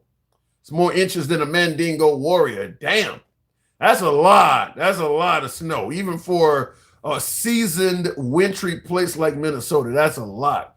I-80 was shut down all across the state of Iowa. So we got this area got hit. Chicago, Milwaukee, the Midwest got hit with a lot of snow. So 87 degrees in the high desert is absolutely fantastic right now. Real quick, you guys see me with before I go to the next caller. And I see Elvis says, please don't whine about that shit, bro. 18 inches of snow. You guys seen that the clip up from the Save America Act. We haven't talked about that as much, but I do want to get into that for one. Here's something I want to ask you folks. Now, obviously, Trump is implementing the Save America Act to protect the integrity of our elections, suggesting that non-American citizens are voting in our elections. Is that happening? I don't know. We can talk about it, but I do want to ask you from this standpoint. We allegedly had open borders under President Biden, if you listen to the Trump administration and many of my beloved MAGA. Open borders under Biden. The suggestion was 18 million came in this country, not to mention all the illegals that were here before Biden. Here's what I don't get, because we do have a rampant problem in this country with fake IDs. A lot of folks use fake IDs to buy alcohol, to buy cigarettes. People use fake driver's licenses to buy cars. You hear people getting caught with fake IDs trying to get in clubs. People get caught in America with fake IDs all the damn time. So there's a lot of people with fake IDs. People use fake social security numbers for employment purposes. Fake IDs is a rampant issue in America. But here's what I don't understand. Why you never hear about anyone at a polling place being caught using a fake ID? Fact is, there are police and sheriffs stationed at many polling places. You do hear fake IDs going into bars, clubs, trying to buy alcohol, trying to drive a car with a fake license, using a fake social security number, trying to work on. You hear people getting caught with fake IDs doing that shit all the time. Why don't you ever hear about somebody getting caught using a fake ID to vote? 18 million. There should be a few of them getting caught. Where are all of the folks doing this? Is that not a legitimate question to ask? 18 million came in under Biden alone. You should have easily a few hundred folks that have been caught. As I stated, people are getting caught at gas stations, bars, and clubs all the time using fake IDs. Getting caught behind the wheel of a car using fake IDs. The police and sheriff are often stationed at polling places. Why is nobody getting caught using a fake ID? Somebody make that make sense to me, considering that there are millions of illegals in this country. Why nobody's getting caught doing that? I am just literally baffled as to how can so many millions of folks come in this country, get caught using fake social security numbers trying to get a job, get caught using fake IDs for other various reasons, but nobody's getting caught with a fake ID trying to vote. Why is that? Make that make sense, because we're talking about the Save America Act. But anyway, looking in the comments, because poll workers don't have a pick to check the ID against. Neither does the guy at the gas station. Neither does the guy at the bar that catches fake IDs. They don't have a pick to check it against either, and yet they're catching folks using fake IDs all the time. Explain. I mean, you got folks who are just bouncing on the weekends, catching folks using fake IDs. Nobody at any polling places catching them? How does that work? Make that make sense. Anyway, going back to the box, because I'm clueless. That doesn't make any sense to me. Because it's propaganda and it isn't real, fool. Sounds like something Mr. T would say. Because Republican poll workers worry about catching their own. All right, we'll go straight to the box with Sexy Red. Gangsta Grandma, how you doing? I can't stand your ugly, bald-headed, wannabe looking ass. Get off your knees, man. And I'm so sick of you caping for the white team, man, and saying Miss Harris was not a good candidate. I'm sorry that the black woman could be educated and could talk more than a fifth grader. Half the population can't even read fifth grade. And you want her to what? She had I'm going to say this for the umpteenth time. Kamala Harris had a good resume, but she was a bad candidate. This woman was a bad candidate. She wasn't. Bad candidate. Because you like fucking snow roaches. They got nothing to do with this. You like snow roaches. Anything that's white and has a fucking legs, you a F. How about that? Let's keep it a buck. If a black woman is intelligent, that could speak, more educated than the idiot that's in office, they couldn't understand her. She had to get on a fifth grade level. I would hit She really had to get on a fifth grade level. I would hit this. She wouldn't give you the time of day. Well, she liked Willie Brown. I look better than his old ass. So you never know. You never know. You know what though? You know what the hate is? You know what the hate is? They over here telling the only AI picture I have is this one right here, right? I had to literally take my ass, get up from my bed, take pictures of my shit to say I'm not AI, because you know why? Because I looks good. I'm a baddie bitch at 45. You didn't have to do any of that shit. Just turn your damn camera on and you would have. I didn't need to do a goddamn thing. Well, you didn't need to get out of bed. I'm black and I want to die black. That's what I is. I don't have to prove shit to these white people. Then why did you get out of bed and do all of that? For your ugly ass. Because you're just saying, can you just turn on your camera? Can you just turn on your camera? And I said, look, I want to do something better. You fucking ain't you mama bitch. I wanted to take the pictures. I even sent it to your ugly ass. Why you got one fucking damn response with your bald-headed ass. Should I grow hair? Is that what you're telling me? You do. You gotta do something because, honey, you forgot you black with your cockroach-looking ass. What the? You always bow down to the damn white team, man. What the hell? Wait. In what way at all have I bowed down to the white team? What the hell are you talking about? You over here saying that Miss Harris wasn't a good candidate when she had so much against her, you numbnut. Had so much against her. She had the white team man say, oh, she wasn't black enough. It was some of our own damn people. Oh, she wasn't black enough. And? You know what I mean? Or they said, oh, she's G-side. Oh, Palestine. Now look, bitches. Wait. Now look what the fuck we What had. what you're gonna tell me that she has so much against? People were saying Trump was Hitler. He had She so was much against him. educated. This place is so fucking racist. There's an educated black woman, okay? Educated black woman, that we wouldn't be in this damn situation. We would not be here. But you know, the ratty raccoons and the house ninjas and the white tea man thinking that, oh, she's Indian and she's not black and what the fuck? And we had to fight all this. Then we had you, Uncle Ruckus, over here saying, well, you know what? She's not good enough.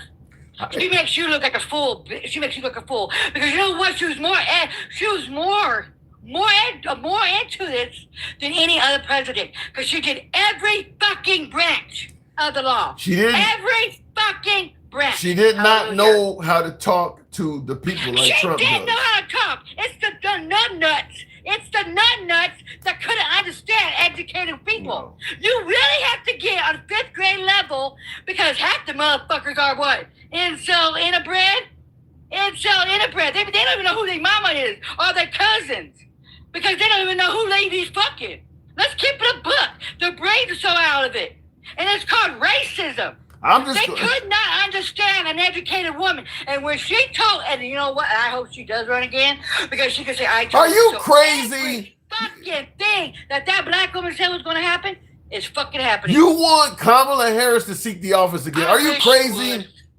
I wish she would. You And sure shit on the YT man. If I wish you she would. suggest Kamala Harris run again, we might as well just all go out and buy Marco Rubio shut up. shirts. Get off your fucking knees. You- I know you you like crazy. I know you like the snow roaches that bad, but nigga, get up. Why don't you just give the presidency to another Republican? Kamala Harris needs You to. want She somebody needs to that's sit white. down.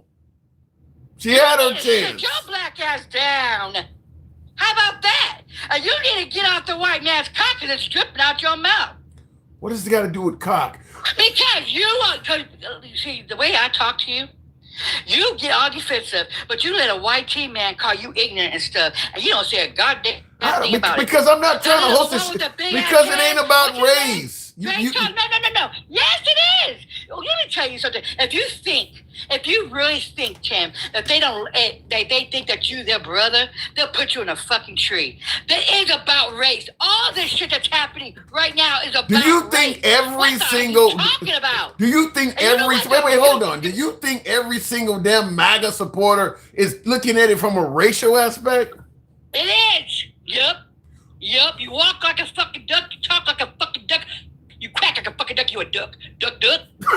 Here's a comment. I want you to listen to this. This is coming from We the Rebel. Says Kamala could not operate under pressure. That's why she folded. Rubio 2028. Do you hear Okay, that? let me tell you something. She was one of the best vice presidents ever. Do you know why she's one of the best? Yeah, because checking your phone. I swear to God. How the if I hell go was to she this one of phone, the best at I will what? knock you in your fucking head. Best how? She was the best. Do you know she did more than any other vice president? She signed bills and she got bills passed. Any other vice president did. Go look the shit up. You're so capable for the white team, man. Go look it up. Her record speaks values. How was her values? with her being the alleged border czar? How was her record on the border? Oh my God! That was a made up thing. But you know what she did get though? You know what Biden and her got though? Kicked out of office. They got No, kicked you know out of what they office. got, That's though? what they got. Mexico gave money to help with the border. Get your white cock out your mouth. Oh, here looking like you know shit. You're fucking dumb as hell. You have a platform. I'm just You telling dumb you. as hell, Tim, and you got a fucking platform. You don't even know what the fuck you're even talking about, duck. You feel what I'm saying? You don't even know what you're talking about. You saying that she didn't do nothing?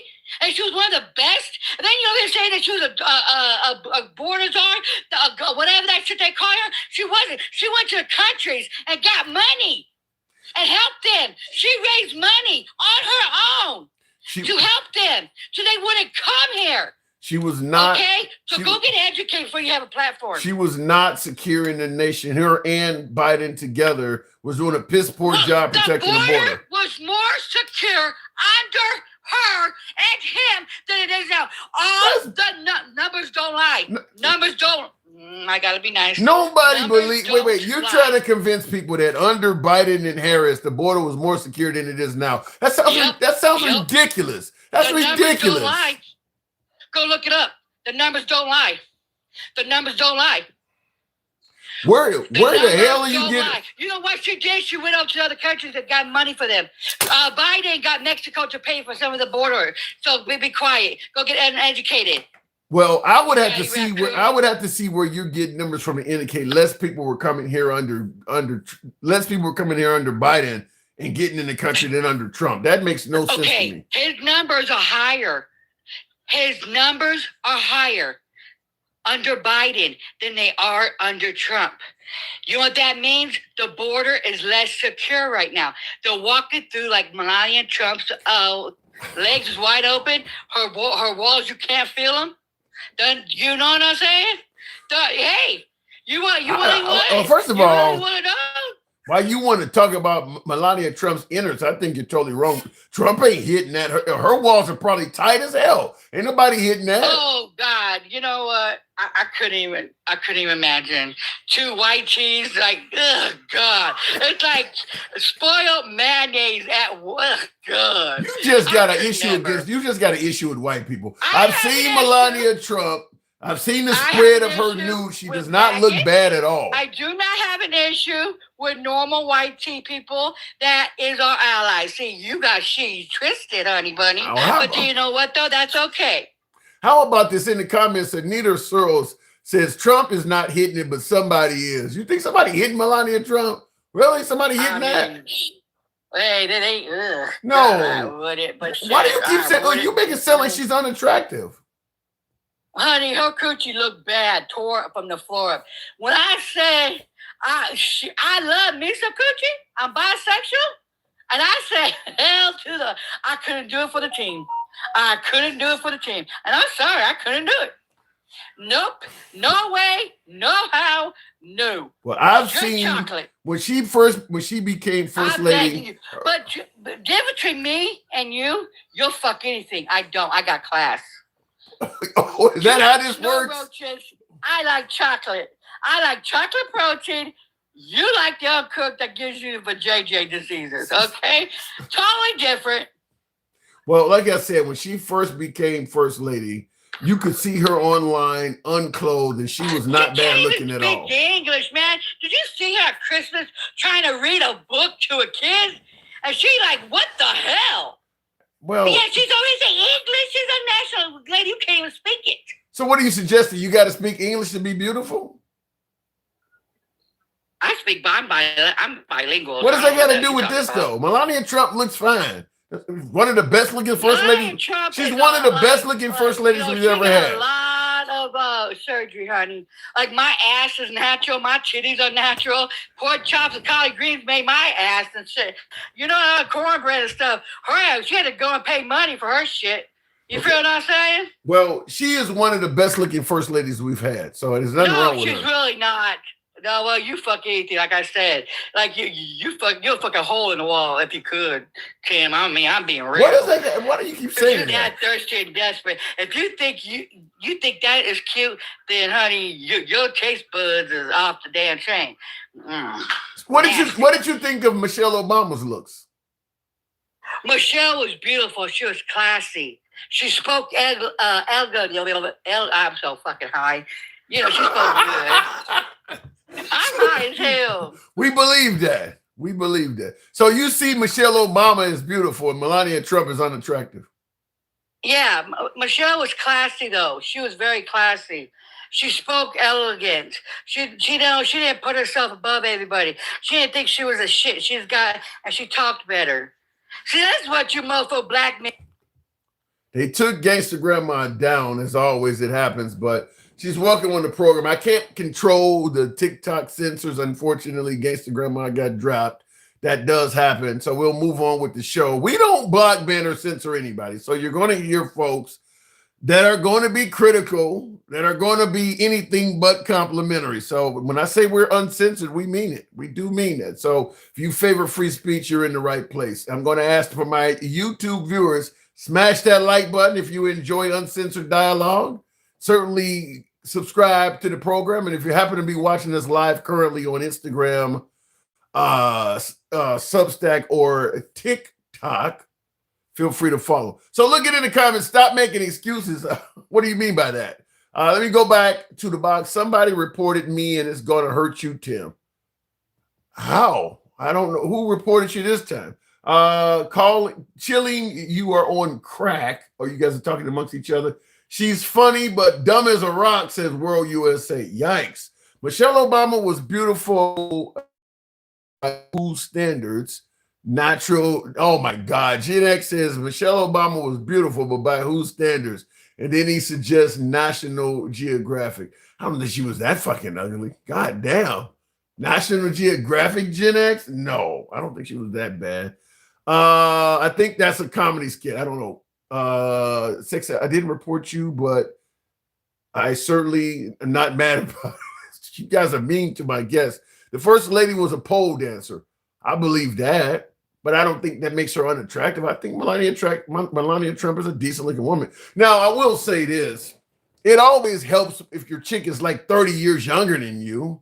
I mean, let's just be clear that the age difference between Melania Trump and Trump is probably greater than any president. Well, Thomas Jefferson had a 14-year-old. I mean, so I don't know, but for the most part, the age gap between Donald and Melania Trump is probably greater than any other president we've ever had. So she should be decent looking when she's that much younger than the guy. I mean, look, I don't care if you're a 6 on the scale. If you're 20 years younger than me, I'm going to give you a couple extra points for that. But looking in the comments, she speaks 5 languages. Yeah, I heard that. I've heard that too. Melania Trump is a beautiful woman. I just think she's with the wrong guy or the raw guy. I mean, just be real. She's making a killing. She's literally set for life having been with Trump. Not that she was poor before Trump, but I'm sure she's infinitely wealthier now. I mean, they're in a long-term marriage, so she would be entitled to half of his assets if they broke up, plus or minus a few mob bosses showing up to her house in the middle of the night, getting her to settle out of court. But she would be entitled to a lot of money. Let's just say that. She would be entitled to a lot of money. Oh, yeah, MAGA people, cool. I'm just worried about how he's taking the late 1800s as if it was one of the worst times in American history. How is he taking the late 1800s? Anyway, let me go back to the box, tap the screen, help your boy out with the hat and mustache, go to TikTok cap. You know what I always ask. I haven't been soliciting that as much today, but help your boy out if you will. Support the program, and we'll continue on with Travelman. Good evening, Travelman. Welcome to the program. Save America Act. Is that necessary? Do you favor it? Now, those are 2 different questions. Do you favor the Save America Act versus is it necessary? It's 2 separate questions. Travelman, good evening. Evening, bro. How you doing? I'm doing all right. I'm assuming you're going to be a little bit kinder than my last guest. So the Save America Act, you're familiar with it? Yeah, I'm familiar with it. Do you support it? Nope. Do you think it's necessary? Nope. Why don't you support it? It's a solution looking for a problem. Explain. Well, you know, the talking point is that you have a lot of illegals voting in the federal elections. True. That's what he says. says. That's a bunch of BS. Okay. You would agree that the Heritage Foundation is the premier conservative organization in the country? Right up there with Turning Point USA, yeah. Turning Point USA is pretty new. Heritage has been around for I'll give you that. Okay. So Heritage, they checked what?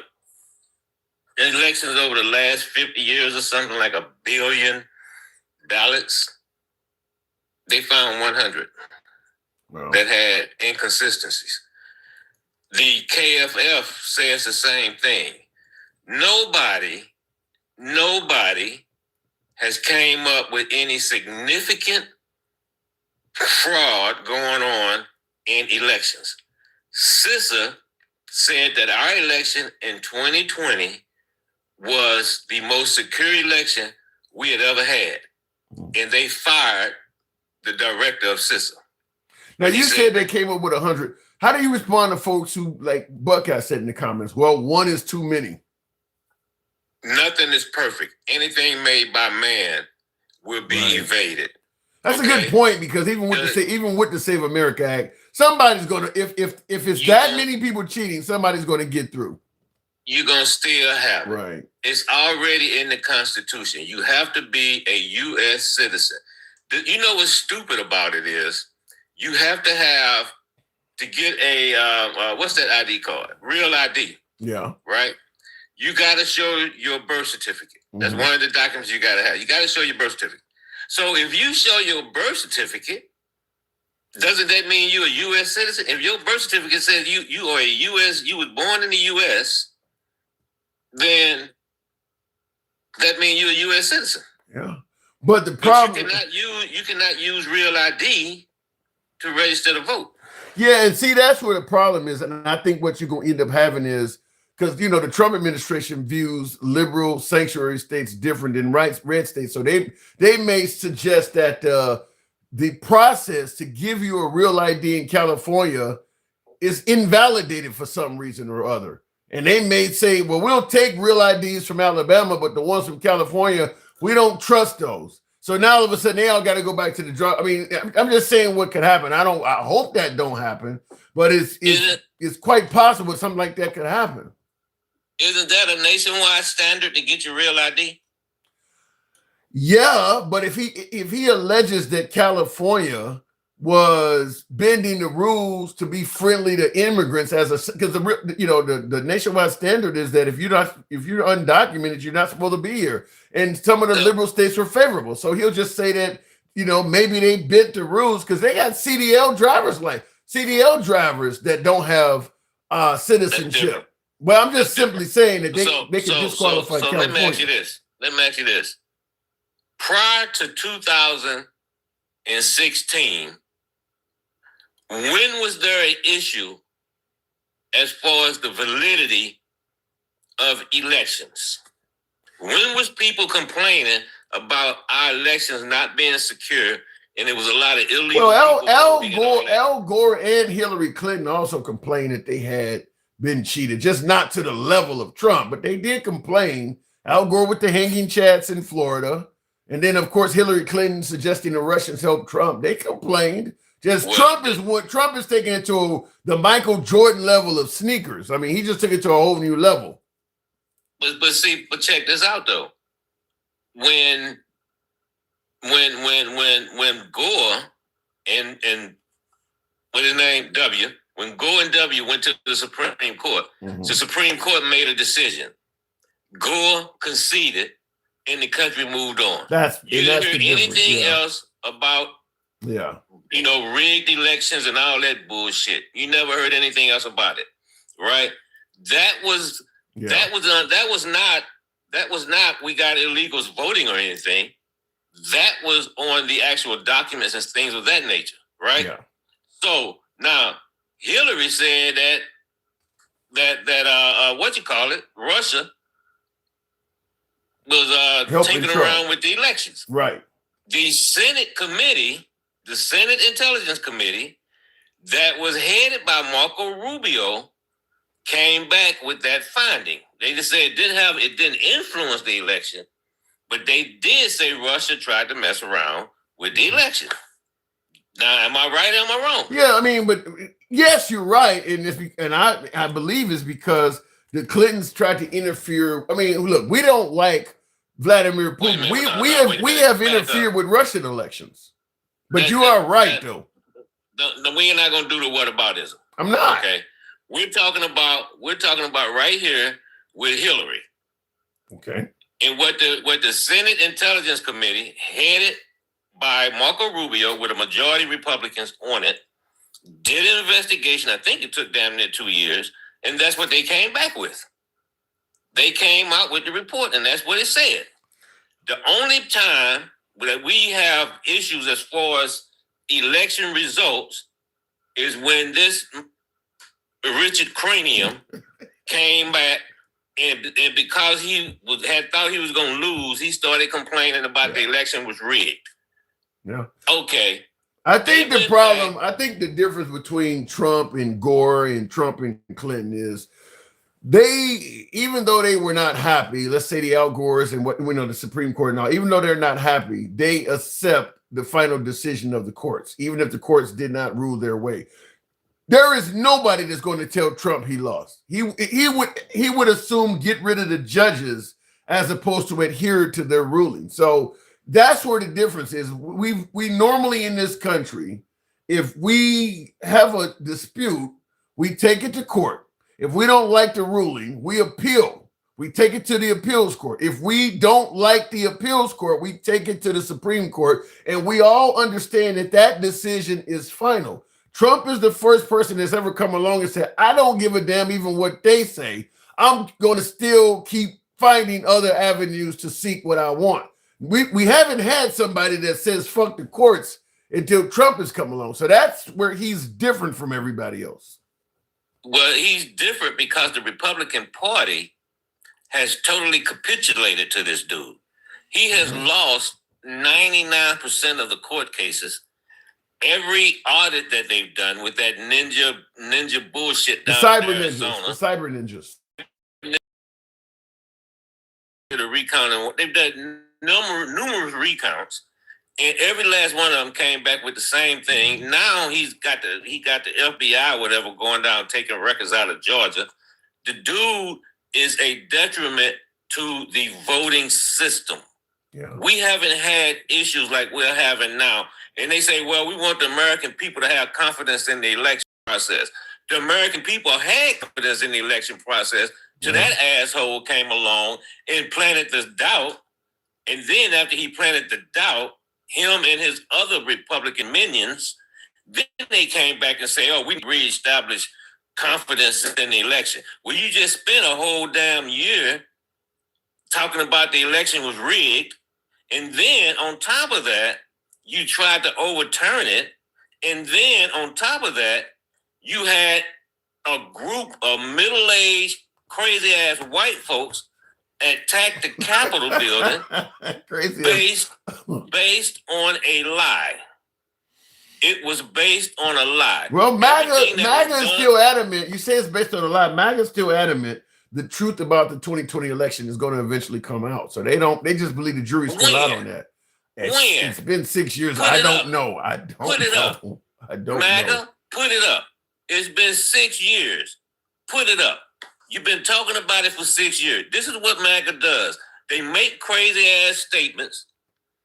Somebody say you restricted for 10 minutes. Somebody don't like what you said. But just keep going. So they make statements, but they never come with the backup. Okay. Yeah. Now I'm getting off this because we're talking about something in 2020. Let's come to today. Okay. Let's come to the pariah that we've become. Let's go to where other countries, the president say, hey, come over and help us get these ships through. And they're like, pack sand, mango maniac. We ain't doing a damn thing. Our president is being he's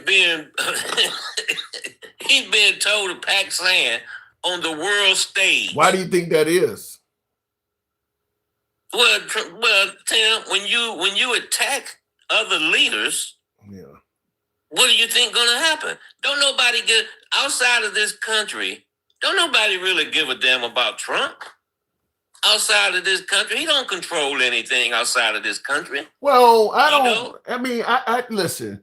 I agree with the first half. I disagree with the second half. I disagree with that they don't give a damn about Trump because he's attacking so many countries. You got to pay attention to this guy. He may come after you next. But I will say this. Had he been like a typical American leader, I think his request to help out with Iran would have been met with a lot more favor. But you're right. I mean, you start out your presidency by saying, just really insulting the hell out of Canada and threatening to take over Greenland and tariffing the world, saying all kinds of awful shit about world leaders. Yeah, they probably are not going to come running when you claim that you need them. I mean, I don't see out of Trump 2.0 anything he's done whatsoever to give any world leader some sort of an incentive to come help him.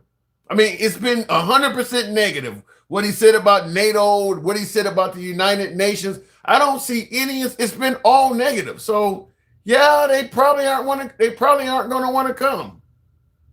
He attacked the UK. You're okay with it when you agree. The minute you don't, then he attacks you. Yeah. He attacked Stormer.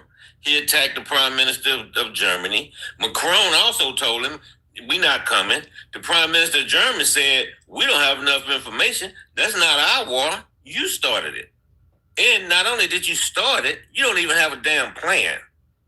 You know, and you said it was any other president. If it was any other president, we wouldn't be sitting up in this damn mess. What are we going to get out of this? They're not going to get the centrifuges. They're not going to get the uranium because the shit is buried in a mountain. You got the regime in Trump place. said he's already won. Trump, okay, then you know what? Trump can say what he want to say. But people that got eyes and people that can read and people that follow this kind of shit can look and see that it's total bullshit. Yeah, militarily, he's accomplished what he wanted to do. Now, what else he gonna do? Is he gonna? They gonna do the Tehran what they did to Syria when they demolished the town? Not the U.S. but Putin. When they went over there, and they just dropped all kind of shit on I mean, Syria. as long as we keep it from the air, we could do a lot of damage to Iran. But that's not going to make the leadership flee. I mean, because the way they're structured, we can kill leaders. But just like here in America, if you blew up the Capitol building, you took out Trump, Rubio, Hegseth, even took out Speaker of the House Mike Johnson. Because of the way our government is structured, we know who is next. We would just replace them with the next person in line. Their government is structured like that, which is why we took out the top of their government and they instantly went to the next leader. They already have it laid out. So killing individuals. Why did we go in there? Because I don't think What's the reasoning? I don't think we planned it out very well, in my opinion. So what was the reason they gave us?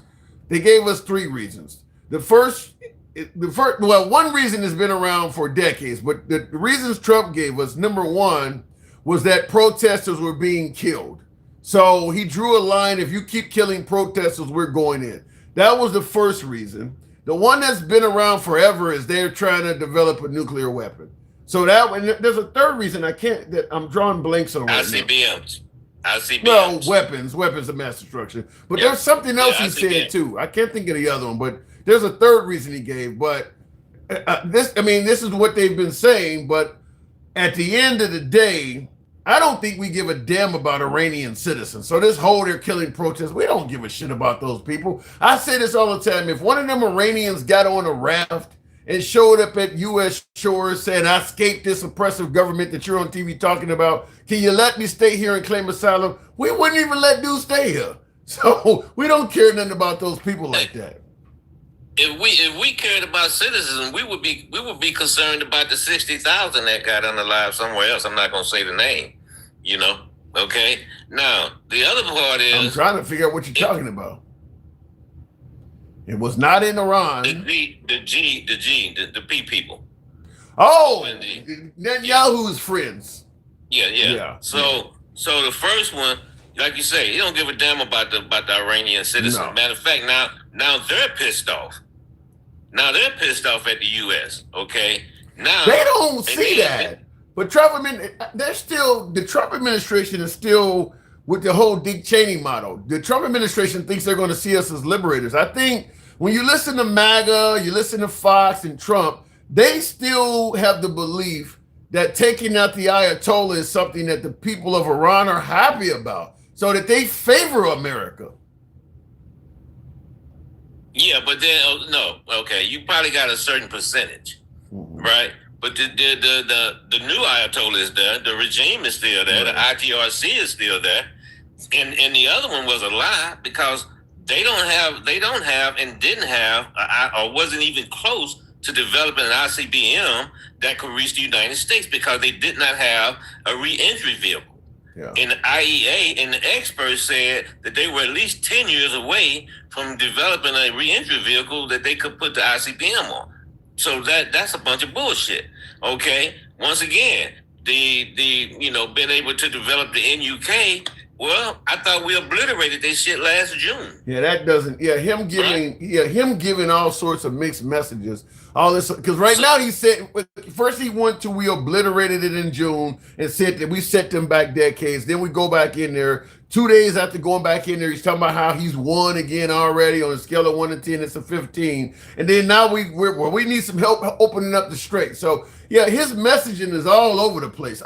This is what I've said to many folks is that I believe the Trump administration should hire someone to be a spokesperson for what's going on and convince Trump to let that person talk. Okay, so this dude here said they were offered civilian grade uranium and chose not to. What do you think that means? First of all, it means that number one, no agency, the IEA, nobody has come back and said that the Iranians had a active nuclear WAP program. They said that they were trying to enrich to create a civilian nuke program for civilians.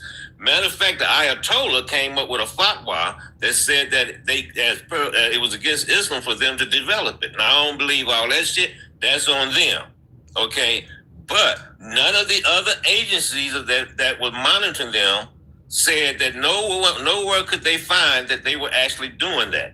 Matter of fact, we don't even know when our administration is lying because they came back and said that the Iranians said, yeah, we got X amount of this and we're going to do this and we're going to do that. And then the people that were actually in the meeting came back and said that was BS, that they didn't say that. Yeah, it would be in the best interest of the United States if more folks closer to Iran was claiming that they're as great of a threat as we are. I mean, we're a long ways away from Iran, yet all the closest neighbors to them in the Middle East, and certainly many folks that are in Western Europe, all of our allies in Western Europe, none of them seem to fear a nuclear bomb coming from Iran. Yet America, thousands of miles away, keeps talking about this country is going to use a bomb on us. That, to me, should tell you something about us. India has one. Pakistan has one. We did regime change in Iran before we ended up with the Shah, which took us into 1979. So we don't have a really good history with Iran. And in this administration, they don't have a good history as far as telling the truth. They still haven't articulated what the hell we doing over there. The damn what we got now? 8 countries that Iran is going after. They had to shut down. That's the third reason, regime change. That's the third reason we're there, is regime change. Which, and by the way, that's another one where he's been, no, we're not seeking regime change and nation building. And some days he says, yes, we want them to gone, and I gotta be involved in who we replace, which is regime change. And then the next day he said, no, we're not trying to change the regime again. So he kind of goes back and forth on that. Okay, but how the hell are you going to tell a country that I want to be involved in selecting your leader? It worked in Venezuela. You see what I'm saying? It worked in Venezuela. But Iran is not Venezuela. Matter of fact, all the things we did in Venezuela was took out the president. The regime is still in place. Iran has 90 million people. Right. I don't disagree. Be involved in the selection of your leader? Come on, that's bullshit. You know what that is? That is U.S. arrogance. That's what it is. Is that what DA stands for now? U.S. arrogance. No, I don't disagree with that. But like I've said many times on the program, I think Trump got a huge ego boost by taking down Venezuela so easy, and he thought that Iran, because of our superior military might, would probably fall rather quickly. And they're doing a whole lot of things that he did not expect. I'll give you the last word. I got to move it on, but I think that's where the problem is. They're doing things he didn't expect. And once again, things that he does, and excuse my French, he fucks up a lot of shit. Okay, he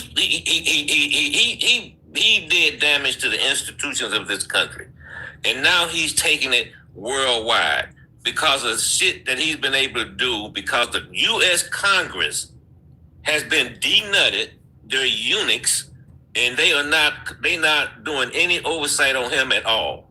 Wow. So therefore, he feels he can do anything that he wants to do because you got Johnson, who's a religious fanatic, and he's running around here kissing Trump's ass. And then you got at least 30 million people running around saying all kind of stupid shit because they're suffering from head up Trump's ass syndrome. So anything that he say, they twist themselves into pretzels to try to justify it. How the hell you gonna justify what the fuck we just did? We just invaded a damn sovereign country with 90 million people in it, and ain't no way in the Sam hell we gonna put boots on the ground, because if they do, you need to call over there to the body bag manufacturers and tell them to crank up production, because we'll have some troops coming home, because of the topography of that damn country is not conducive to doing a number one amphibious landing. And if you parachute in, they're gonna use the pew-pew. So I mean, it's a fucked up situation. How do we get out of that?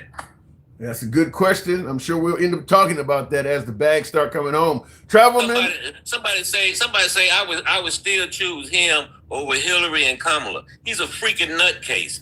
He was sitting there talking about fucking electric boats and sharks and shit. You know, look at the shit that he says today. Oh, I can take Cuba and do whatever I want to do with it. What the fuck kind of shit is that? And then you got these motherfuckers like, Candy E. I don't know who the hell these people are. You got two women that was actually qualified to be president. Okay, I don't care what you say about them, whether you like them or not, is irrelevant. They had the credentials. Okay, Hillary Clinton, they've been investigating that woman since 1992. What have they found on her? Not a damn thing. Well, she's gone now. Trump. Real quick. I got to move on. Trump. Okay, they investigated Trump. They shut down his charity. They shut down his freaking fake university. He can't do business in New York. And what did they get on? What did they get on the Clinton Foundation? They didn't get jack shit. Well, but they gonna vote for this pathological liar. They're happy. Travelman, thank you for coming through. And I mean, listen, at the end of the day, MAGA still seems to be very, very satisfied with Trump. Most of them, not all of them. And I'll tell you this. I'm sure all of you heard of Trump derangement syndrome. You know, the notion that Trump could cure cancer and you still wouldn't give him credit, et cetera, et cetera. Well, the opposite of Trump derangement syndrome is he could actually create a cancerous disease and you would still love him. I mean, there are people that are going to hate Trump no matter what. That's the Trump derangement syndrome crowd. There are people that are going to love Trump no matter what. That's derangement as well. We just don't label it that way. But if you're going to be okay with him no matter what he does, you're just as bad as somebody that's going to be against him no matter what he does. And there's plenty of folks like that. Like what my last caller was pointing out is that Trump didn't campaign on literally taking over the fucking world. He didn't. I mean, if you go back and taking Greenland and Venezuela and Cuba and Iran and all these, he wasn't talking about this stuff. He's talking about being America first and getting out of overseas wars and things like that. So anyone that's all of a sudden celebrating all this stuff, that's the opposite of Trump derangement syndrome. Is that he could promise you one thing and do the exact opposite, and you're going to ride with him no matter what. Now, President Trump is suggesting that, what do you call it? He's suggesting that the Iranians are seeking a ceasefire. I want you to hear something coming from the Iranians, but before I do, I played this clip. This is Trump not long ago. Well, when she first got in and was named speaker, I met her, and I'm very impressed by her. I think she's a very impressive person. I like her a lot. Now, who is he talking about? He's talking about Nancy Pelosi. He's talking about Nancy Pelosi, somebody he literally... Nancy Pelosi, the speaker. Well, when she first got in and was named speaker, I met her, and I'm very impressed by her. I think she's a very impressive person. I like her a lot. But I was surprised that she didn't do more in terms of Bush and going after Bush. It just seemed like she was going to really look to impeach Bush and get him out of office, which personally I think would have been a wonderful thing. Impeaching him? Absolutely, for the war. Because of the conduct. Well, he lied. He got us into the war with lies. And, I mean, look at the trouble Bill Clinton got into with something that was totally unimportant, and they tried to impeach him, which was nonsense. And yet Bush got us into this horrible war with lies, by lying, by saying they had weapons of mass destruction, by saying all sorts of things that took. What are the chances that's going to come back and be played and maybe even come back to bite him? Because we are in a war now, and if he told lies, then he would fit the same category he's talking about in regards to Bush. The jury's still out on whether he told any lies or not. But if he did tell lies, what's the difference between him and George Bush? Now, what I also wanted to play you before I take the next calls and tap the screen, get us on up to 80,000. Let your thumbs not be lazy. And help your boy out with the hat and mustache, TikTok cap goal, if you will. Support the program. I want you to hear also, because President Trump is claiming that Iran is seeking a ceasefire. However, they're not willing to surrender on the conditions that satisfies the United States. So they're begging us to stop, but Trump is indicating that he's not going to stop because they're not willing to come to the table with an unconditional surrender. I want you to hear the Iranian foreign minister. از کشورهای دیگه میخوام بیان کمک بکنم بهشون. They, Americans, are asking other countries to come and help them so that the Strait of Hormuz remains open, which, of course, from our perspective, it is open. It is only closed to our enemies, to those who carried out unjust aggression against our country and to their allies. We have not sent any message to the U.S. We are not asking for a ceasefire, but this war must come to an end in a way that it will not be repeated again. So when you hear Trump suggest that they're asking for a ceasefire, they're on the world stage making it clear we're not asking for a ceasefire. So they're correcting President Trump. So once again, it's possible Trump may be lying to you about this. Now, my humble opinion is Trump wants to paint a rosy picture. That's why he's showing you constantly boats and things being blown up in Iran, and scale of 1 to 10, it's a 15 and all this other stuff, because he's used to painting a picture of everything doing very, very well. But everybody knows Trump is known to exaggerate. So just understand some of the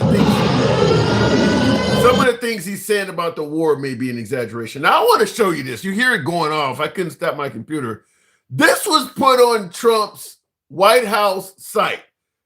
To quote Hillary Clinton, I think it's deplorable. I don't know if you're going to be able to see it very well on my screen, but this is war propaganda, and it literally has the White House label on it. I want you to just, this is as much as I can blow it up, but I want you to see what the Trump administration put on the White House government's website.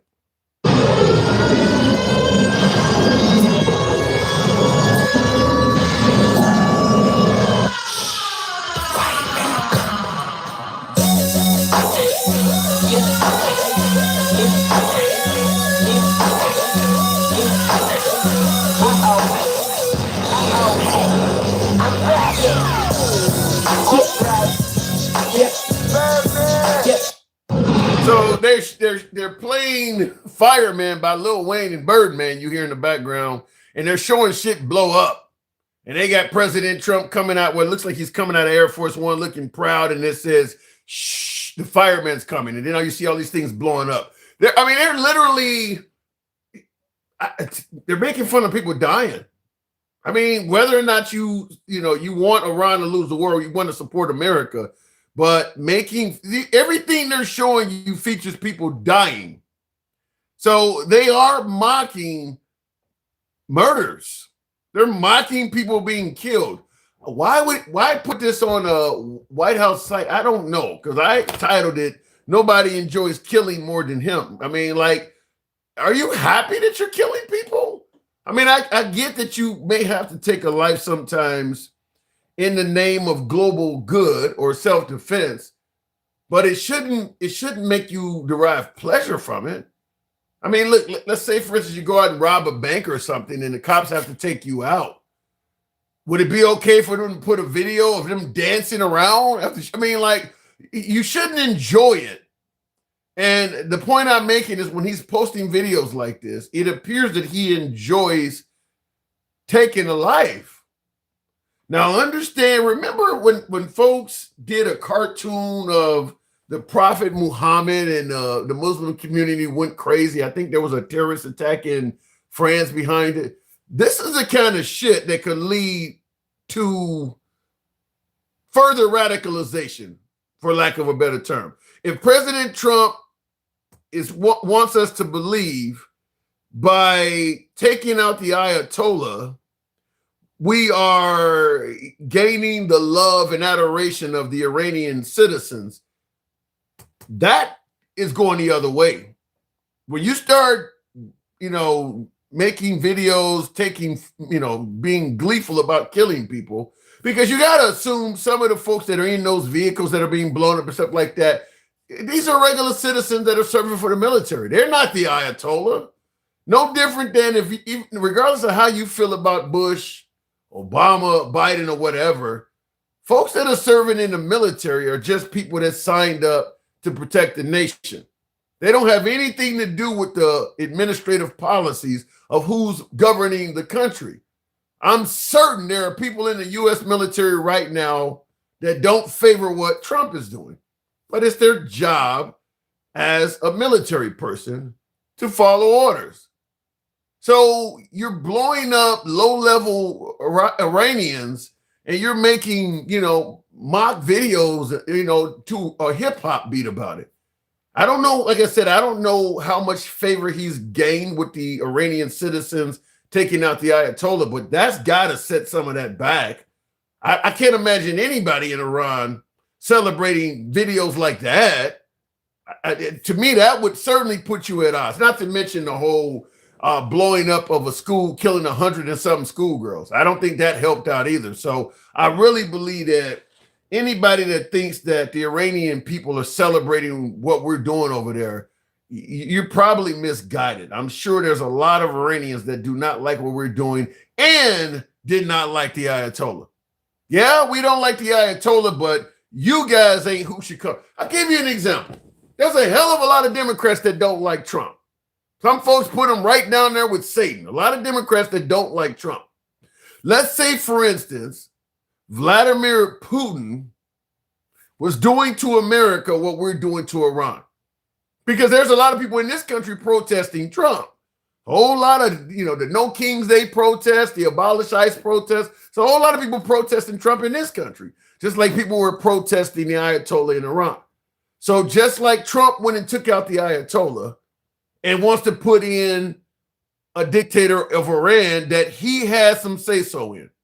The people didn't like the Ayatollah. He kills the Ayatollah. He wants to put in a dictator or put in a leader that he has some say-so.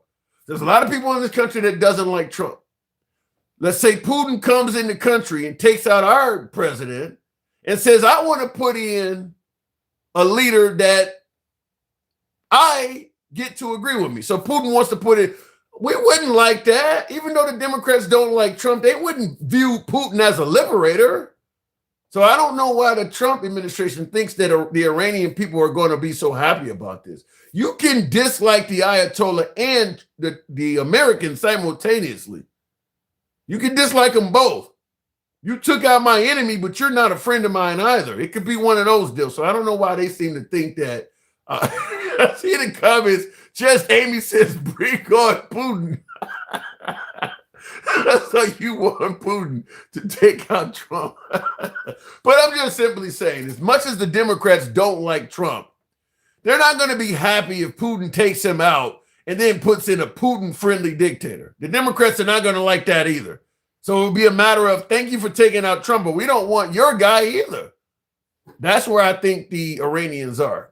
So for folks who think that all of a sudden they're going to be loving what Trump is doing, I wouldn't count on that. Certainly with all the casualties, the innocent casualties that are now happening. Anyway, looking in the comments real quick before we go to the next caller, get us on up to 85,000.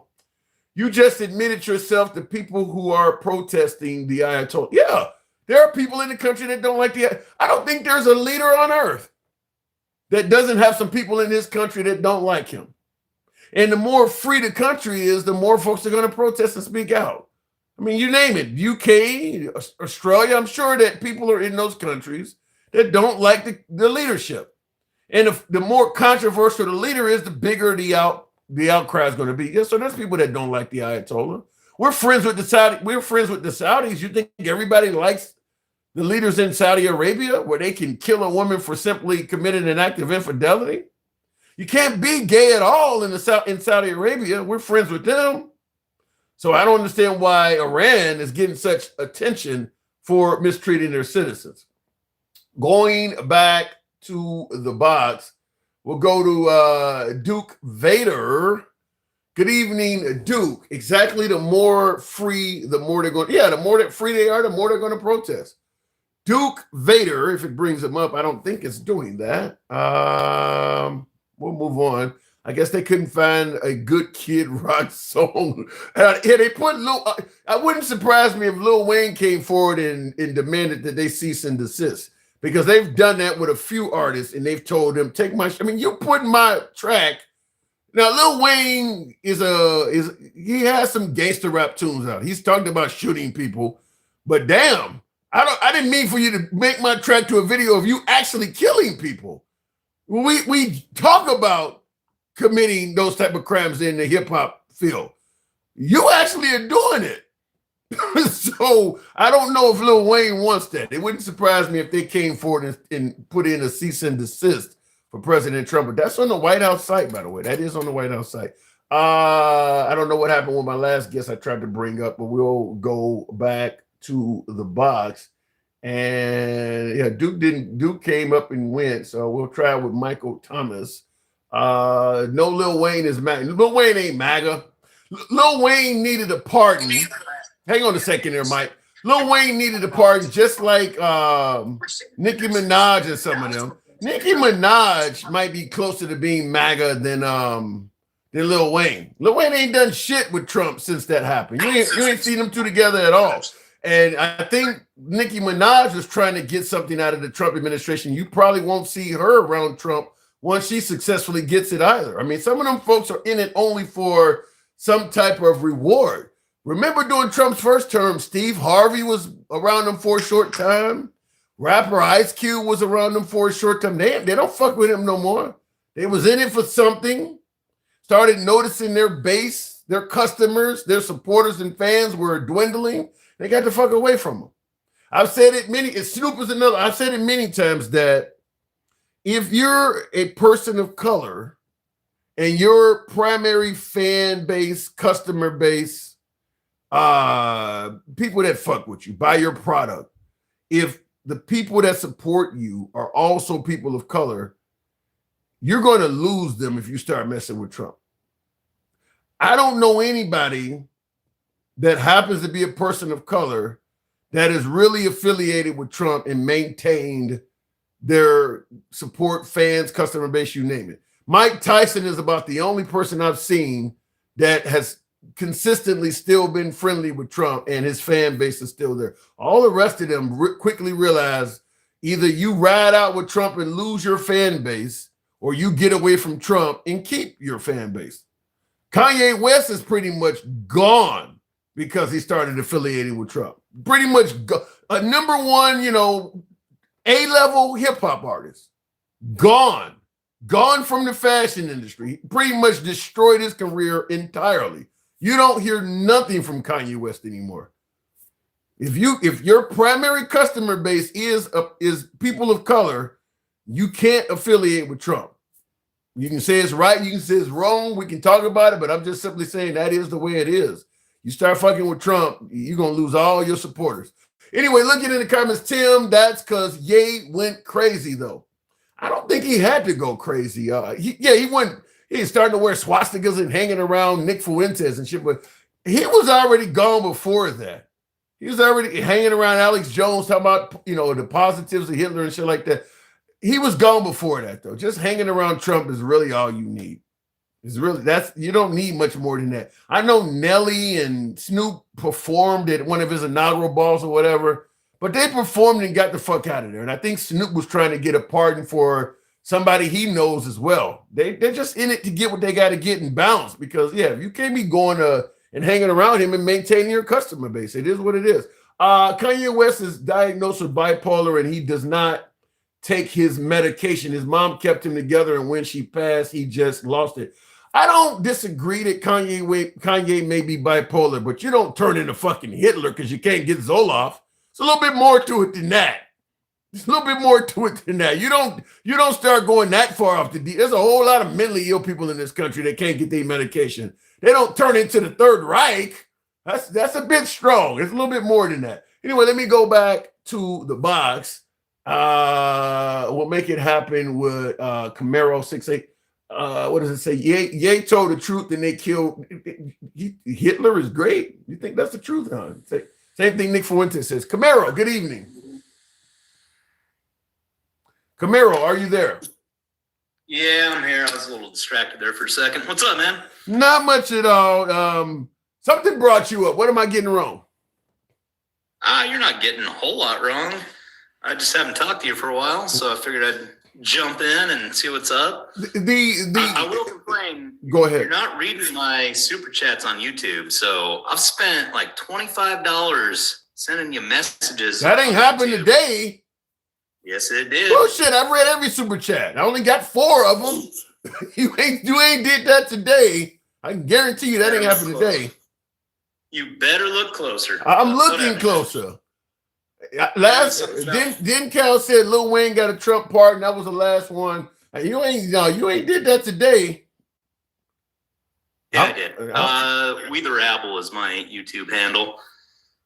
Because the super chats turned my screen a different color. I ain't seen them. Whatever. So I got on this shitty platform that is TikTok. Let the Chai Coms hear me and. All right. What did I miss? What did you say though? Something about Kamala. I don't remember what I said. I read that comment. Oh, that's what it was. Kamala Harris is a bad candidate because she froze under pressure. That's why. And I read that. I actually read that out. You just didn't hear me. I did talk about that. Yeah, I read that comment. Oh, my bad. I guess I missed that. Okay.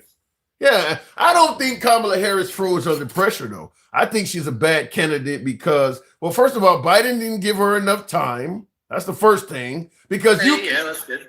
You can say some fucked up shit, but if you got enough time, you could correct it. Like Trump with the whole grab him by the pussy, then it turned into locker room talk. If you only got 100 days, you don't have the time to correct that. Trump had time to correct bad statements. Grab him by the pussy was an October surprise. He didn't have 100 days to correct that. He had like 15 days to correct But it. what I'm saying is he had time to correct it. That's what I'm saying.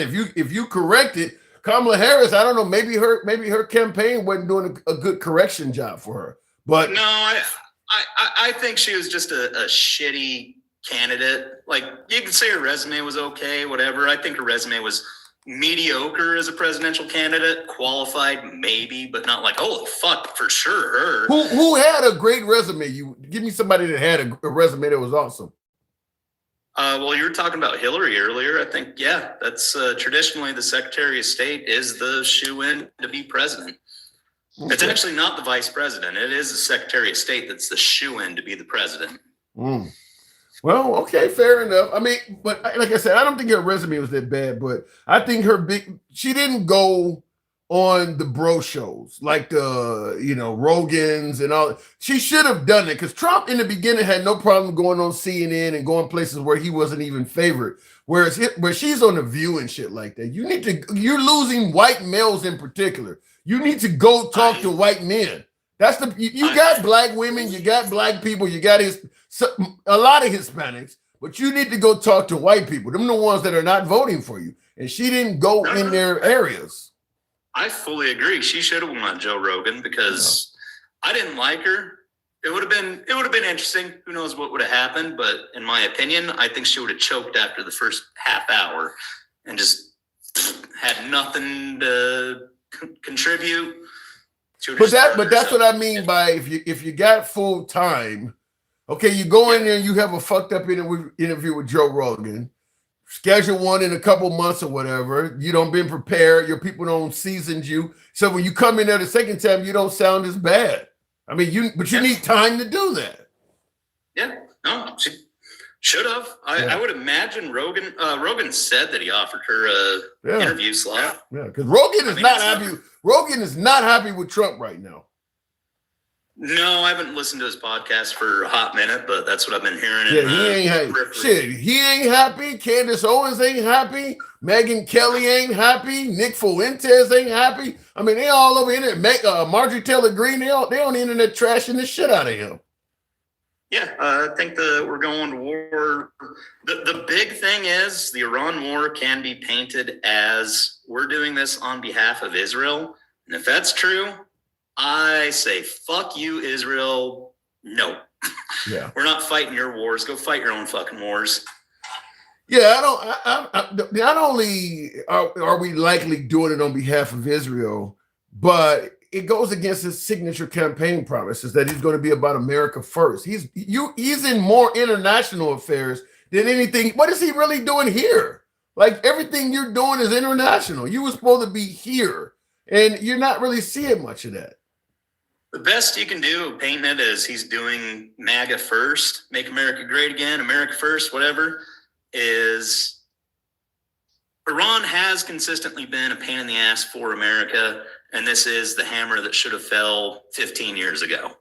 I gotta disagree. When you look at how, because Trump had to go all the way back to them bombing the base in Lebanon and shit back in '83, the hostage scandal back in '79. They really haven't done that much damage to us other than yelling death to America. I mean, but in terms of actually killing people, I mean, they haven't done that much for us to actually go to war with them. We're going to lose far more people with that. A ground invasion, we probably lose more people the first day than we've lost. I'll remind you of this. They consistently fuck with international shipping through their proxies. The very first thing Trump did when he got in office this time around was it Yemen? Well, I forget, was it Houthi, or I forget what their terrorist proxy is in, was it Yemen, that were bombing ships going through the Red Sea on their way to the... I don't recall hearing a lot about that under Biden or even Trump 1.0. I didn't hear a lot about Iran being that bad that they were preventing shipping. I mean, gas prices didn't skyrocket because of what they were doing. I think that we overplayed the problems we have with Iran. I'm not saying that they're an angel, but I don't think we needed to go to war with them. Needed to? I don't fucking know. I kind of think the claim that they're building nuclear weapons has some validity to it. Whether or not it's a holy fuck tomorrow problem, I don't know about that. Well, Trump claims that if he hadn't struck them, not only would they have developed a nuclear bomb already, they would have used it already. Who the hell believes that? Fuck Israel. No, he's talking about Iran, though. He's saying if we didn't attack Iran, they would have not only had developed an atomic weapon already, they would have used it. Who the hell believes that? That they were going to develop a nuclear bomb and literally, like, within a couple of days of getting it, just go and fire the first and only bomb they got in a country that's got 5,000 of them. Who the hell believes that? You got to test it first, but it seems like they have enough material put together that they could probably run a test and, oh yeah, by the way, we got one in a missile. Yeah, but you're still not going to fire. You only got one or maybe a handful. You're not going to take on a country that's got 5,000 of these. That's insane. Maybe you get the technology and you keep developing maybe 20 years from now or something, you do something stupid. All right. Here's the thing with Iran and nuclear weapons. Iran is not contained by mutually assured destruction, theoretically, like Russia is. Also, North Korea is not. And why do you say that? Because North Korea ain't doing nothing suicidal, and neither is Iran. I kind of think North Korea does do suicidal shit. Just nobody's like, we're not pulling the trigger on killing 1 million South Koreans today. They haven't struck anybody. So if they haven't struck anybody, but they do provocative testing, such as they shoot their missiles over Japan, like all the way over the nation of Japan. I mean, Trump just told Spain the other day, after they told him, you can't use our air base to go launch an attack on Iran. He said, nobody's going to tell us no. We'll use your shit if you want. I mean, we do provocative stuff. He got on television and said that. You can't tell us no. If we want to use it, we'll use it. I mean, how provocative is that? That's insanely provocative. I'll definitely agree with that. And that's a NATO member nation. Not to mention threatening to take Greenland and calling the Canadian Prime Minister governor. I mean, how much provocation do you need? I think in the sense of fucking with NATO and talking shit to them, that is backfiring. I'll actually give you this example because he has asked, not the UK, but France and Germany, other NATO countries to send their ships down to the Strait and help secure the Strait. I'll align it like this. You know, whenever you get like one cop and one criminal fighting against each other, and that cop ends up using lethal force on that one criminal. All right. The main reason why that happens is because it's kind of a equal fight, and the cop's fucking going home at the end of the day. So he pulls his weapon and uses lethal force on the criminal. Okay. That's where having extra NATO forces in the Strait would be handy, because then you have we have overwhelming force. Just we're gonna pin you to the ground, put handcuffs on you, and you're spending the night in the slammer. You know, as opposed to getting shot. How do you look rushing to Trump's aid with the Strait of Hormuz at his request, when just a couple of weeks ago you thought you may have to fight him to defend Greenland? I mean, it ain't been long ago that those same nations sent troops to Greenland to show support for Greenland against America. Now all of a sudden you want them helping you in the Strait of Hormuz? You can just stick to the UK and say just a couple of days ago he's talking shit to the UK because the UK, we don't want you to join the war after it's been won. Yeah. So are you sure that Iran is the only provocative nation involved in this? Say again? So are you sure Iran is the only provocative nation that do crazy shit that's involved in this? I mean, to me, what Trump is doing, at the very least, is verbally terrorizing people. Yeah, I think there's a little bit of that. I mean, he's shooting his mouth off. Imagine living in Cuba right now. He's all over the world stage indicating that Cuba is next. How do you react if you're living in that country after seeing what happened in Venezuela? He's already indicated we coming there next. I don't know what the fuck's going on in Cuba. That's been going on since the Iran war started. It's a little under my radar right now, but yeah. Is he a warmonger? He's definitely swinging the big dick around, that's for sure. I mean, now you voted for Trump, right? Yes, sir. Are you happy with this stuff? 60% happy with it. So he's lost 40% of you. That's a lot. You're almost. I mean, 60% is a D. That's barely passing. That might get you out of community college. Yeah, I'll get you a trade school degree out of a bachelor's degree or something. I mean, shit. Is he? I want to make sure. Is he doing better than Biden right now, in your opinion? Well, yeah. I mean, Biden would just sit on his hands and watch the world burn around him. But Biden was in office for 4 years. Was the world burning at that time? Yeah, I think he was running shit to the ground. I think inflation was exacerbated under Biden's watch. I think the border crisis was exacerbated under Biden's watch. I think Biden's inaction to do shit because he was lost his mind. He's, having the old man problems. But now we got a sane guy in there, and we're at war with multiple countries in the span of a year. And that you see that as an improvement? He's just speed running the wars we should have had over the past 4 years, Why should we have had a war with Venezuela? The only thing I could point to and say why we should have had a war with Venezuela, it wasn't 4 years ago, is allegedly all the oil fields in Venezuela were tapped and all the refineries in Venezuela were paid for by U.S. companies. And then who the fuck was it? Was it Chavez came into Venezuela and just said, yeah, that shit's ours now, and literally just stole it from U.S. companies? So a company gets ripped off in America, military goes back to settle the debt? Yeah, that's pretty much what happens. Nah, really? Give me some other examples of that happening. The banana republics, again, in South America.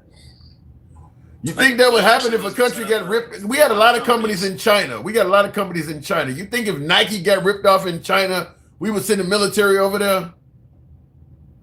No, you're not fucking with China. They got nukes. Yeah, so it's more bullying than actual policy. If you can, yeah. It's in America's interest. We stand to profit off of it. We're going to go fuck with China. They might send nukes our way if we go fuck with China. That's not in our interest. Right. Which actually, to me, and I've been saying this on the program quite a bit lately, it's in Iran's best interest to get a nuclear weapon. If you want to stop America from constantly keeping you under its thumb and bullying you, because we will come back. That's what the Iranian foreign minister was saying, is that this war's got to end, but it can only end in a way that it won't ever happen again. As long as they don't have nukes and they have all that oil, America is going to keep swinging at them. No matter how this ends, as long as they don't have nukes, we're going to have problems with them again in the future because they got all that oil. As long as they were Western friendly, I think that would be the end of it. Yeah, but they shouldn't. But they shouldn't have to be. Why do you have to be friends with somebody? I mean, if you're not our friend, we fuck with you. No, they don't have nukes. What are they going to do? That's what I'm saying. That's what I keep saying. It's in Iran's best interest. That is the hard truth. Look at Pakistan. We fucking flew helicopters into Pakistan and killed a motherfucker on their soil, Osama bin Laden, and flew him out. We didn't tell Pakistan. You know why we didn't go to war with Pakistan, even though that's where the Taliban would go recruit all their crazies from to bring them back into Afghanistan and go carry on the war? Yeah. It's like, we're not fucking with Pakistan because they could do something about it.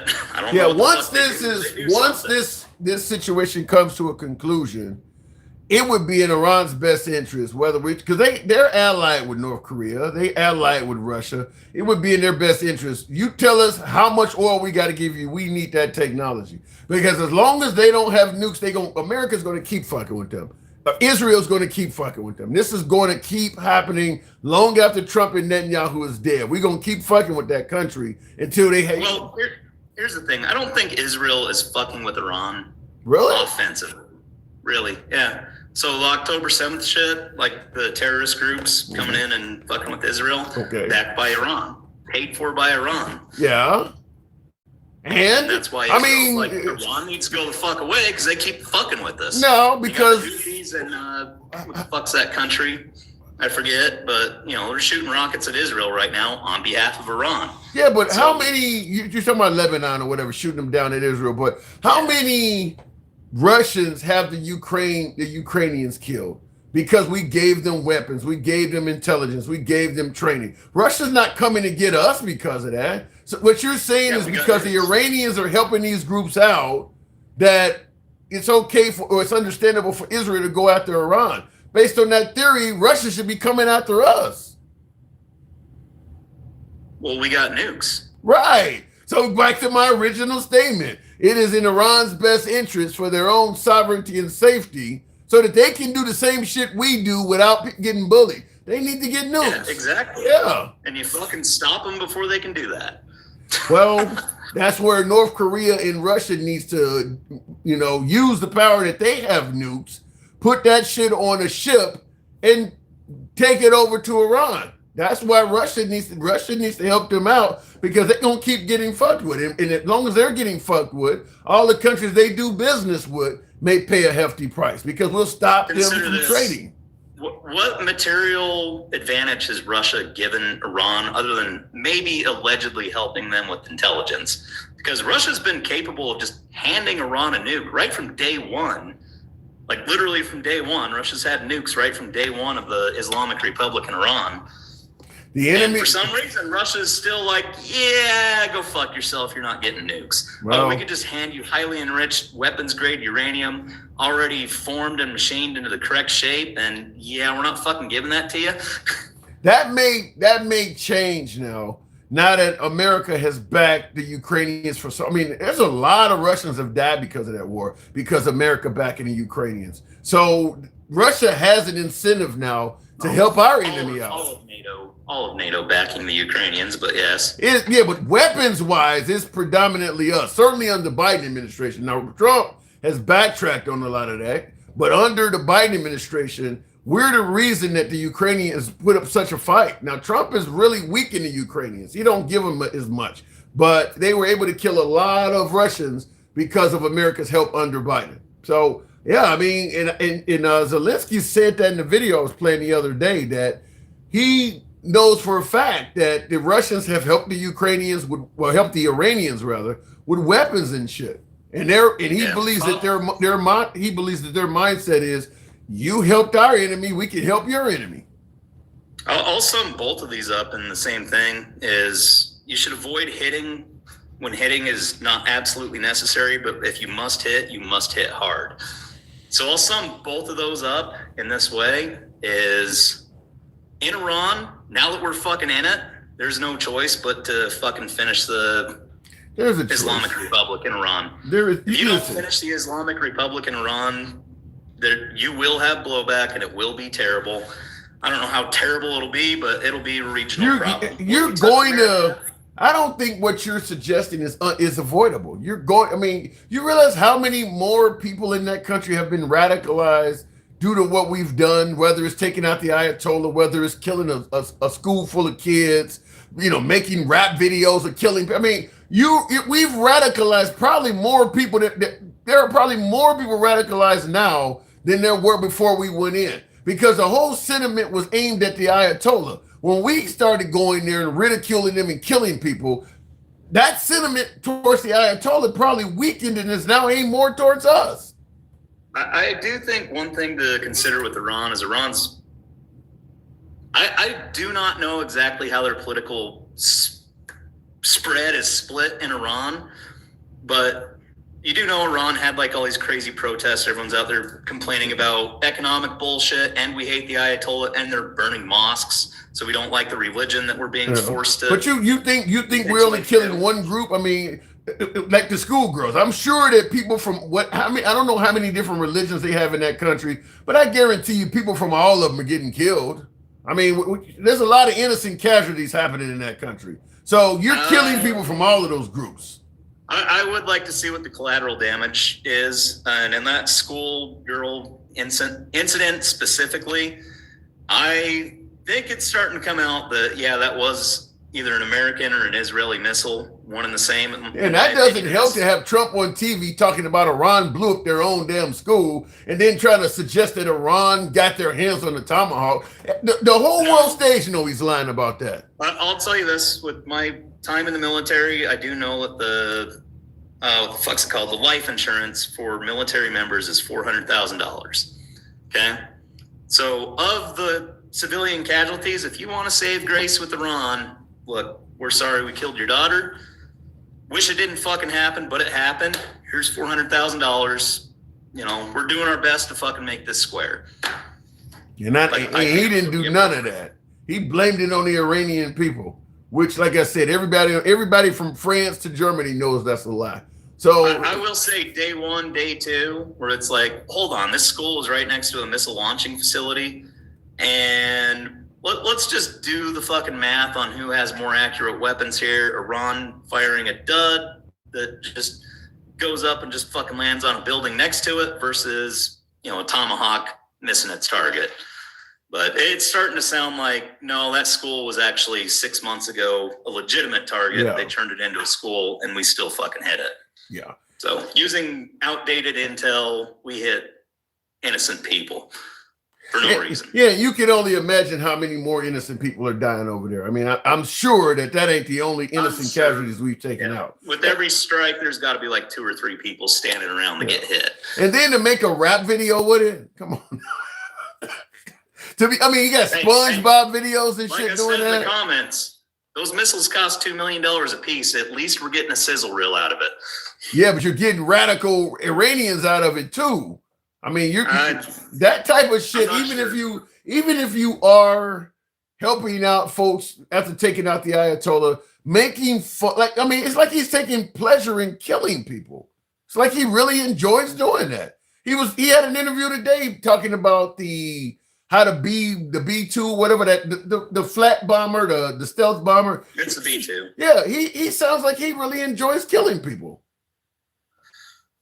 I think he likes being able to project power. Yeah, by murdering people. Capable of doing. The same thing with the Venezuelan boats. I mean, he looks like a guy that enjoys killing people. He really does. That comment of you can't outrun missiles, though. Yeah, but you don't have to show all these people getting killed. That footage ain't necessary like that. There's a reason why people don't show that shit, because it comes back to bite them. I don't think that's going to work well for him in the future, showing people getting killed over and over again on TV like that. But I got to move it on. But it does look like he enjoys killing people. Yeah, I can see how that comes across. And he's definitely fumbling on his language, which he's always done. But you think this is better than what we had, though? Than what we had with Biden? Yeah. I think Biden would be sitting on his hands and the world would be getting worse around us. And you think it's getting better now? I honestly believe this war with Iran is a war that was imminent. It's coming, whether it was today, tomorrow, or 5 years, 10 years in the future. I think it was coming. And but how are things getting better? You said it's getting, with Biden it was getting worse. What metrics are making you think it's getting better now? Because this seems to be spreading to more and more countries under Trump. So where's the better part of it? The better part is it's just stable as opposed to getting worse. How is it stable? If France goes over there with a boat that he's requesting, or Germany or some of them, if Iran bombs one of those boats, now Iran I was talking domestically, that things are just stable. It's not getting worse.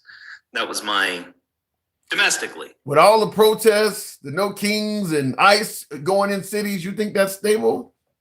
I can roll my eyes at that all day. All right. That is the thing where I say I don't know about Iran's actual political feeling, because one thing is you see all these crazy protests in the streets, and it's like we get fucking crazy protests in our streets all the time, and I'm sure all those people would go out and cheer their fucking asses off if Trump got assassinated.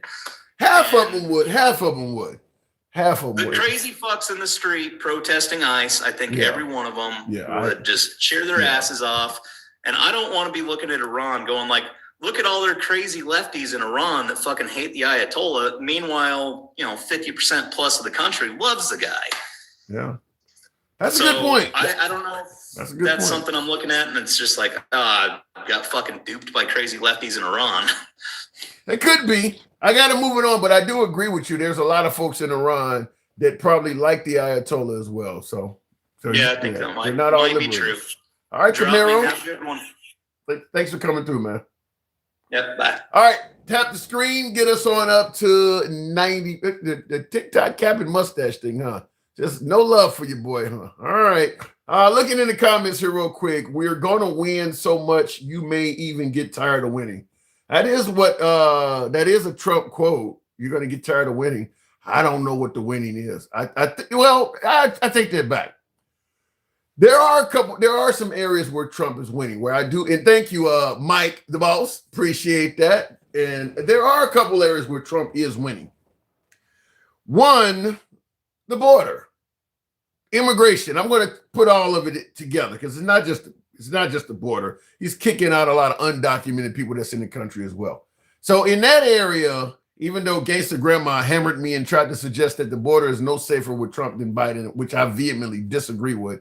But when it comes to immigration, Trump is winning. I think that's probably another area where he's winning is, doing whatever he can to target the transgender community. MAGA loves that shit. Make life miserable for the transgender community. I think MAGA likes that. So he's winning in that area. Probably the biggest area where Trump is having the most victories, just causing liberal tears. I think that's what really, when MAGA says that Trump is doing a good job, I think that's where most of their nutrition is coming from. They're feasting off of liberal because the economy is not much better. MAGA's not getting paid higher salaries. Appreciate that, Nikolai. Thank you very much. 444. The salaries for MAGA is not increasing. The amount of available jobs for MAGA is not getting better. Their bank accounts, for the most part, are not swelling up. Not as a whole. There may be some of you folks that invest in gold or crypto that's doing better, but overall, rural America is not getting wealthier. So they're giving Trump high marks, and it's not really based on things that are really bettering their lives. Hearing the National Guard being sent to Chicago or ICE in Chicago to curtail crime sounds good, but if you're living in rural Kentucky, that does nothing for you. Yeah, you like seeing the National Guard on TV beating up a bunch of liberals or arresting crazy liberals, and and Trump talking about how safe it is. You're not there and you're not going there. That doesn't, him talking about it's safe to walk down the streets in DC and you could walk out for dinner and yeah, that sounds great. He got crap.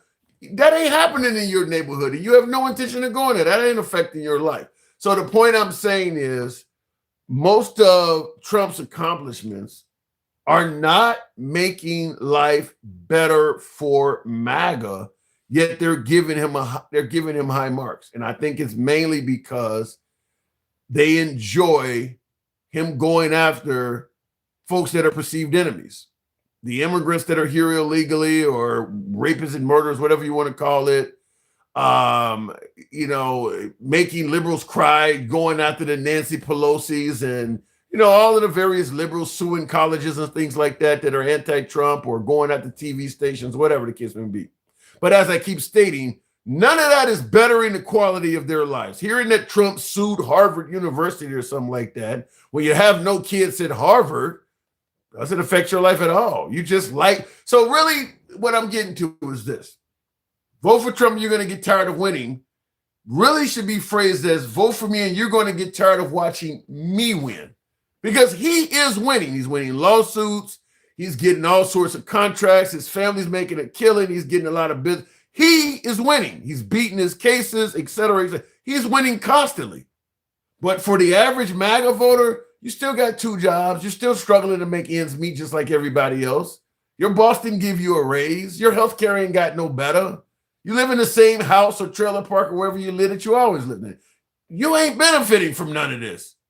You're benefiting from watching. I was like one of those shows like the Kardashians or something where you watch them go do all kinds of lavish shit.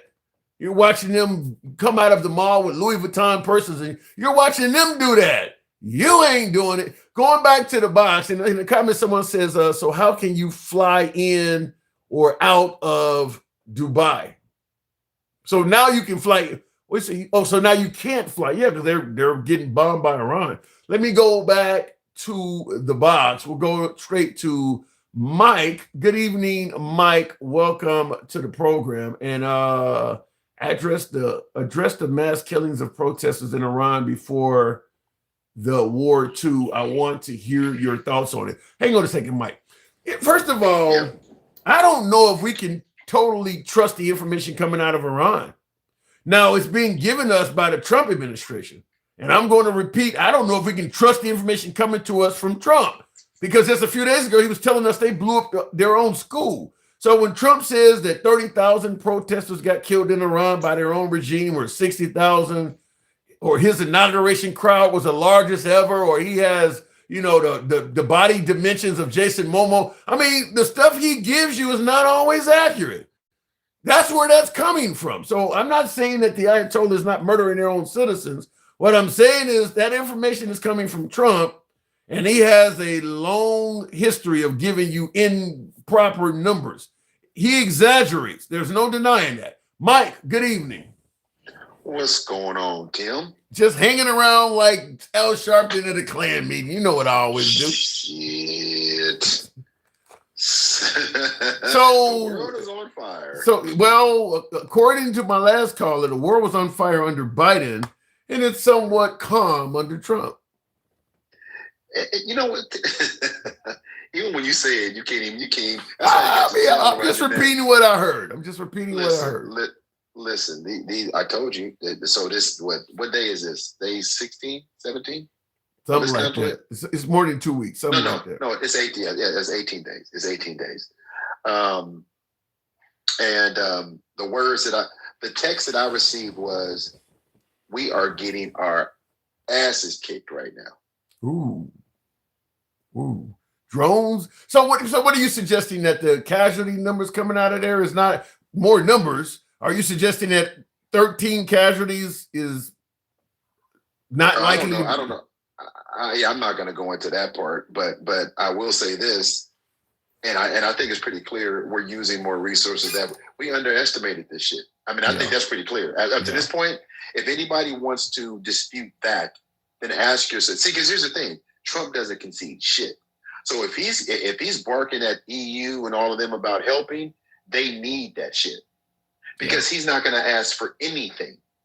Right? Yeah, because he would love to take the credit for kicking Iran's ass by himself. So you're right. If he's asking for help, obviously this is a big. He has taken on a big endeavor because he wouldn't. I mean, because now once they help, they get credit too, and he's not the kind of guy that would want to share that credit. Absolutely not. And Boss Man in the credit in the comments, Trump absolutely said no new wars. He didn't say no forever wars. Stop that bullshit. Y'all revisionist history fucking kills me, man. You guys absolutely kill me with your revisionist. You know, there's a montage out there. I played it. I'm looking for it now. I've actually played it. Yeah. So they can. So JG, I listen. I'm not going to get into the casualties. Because I'm not gonna put that out there.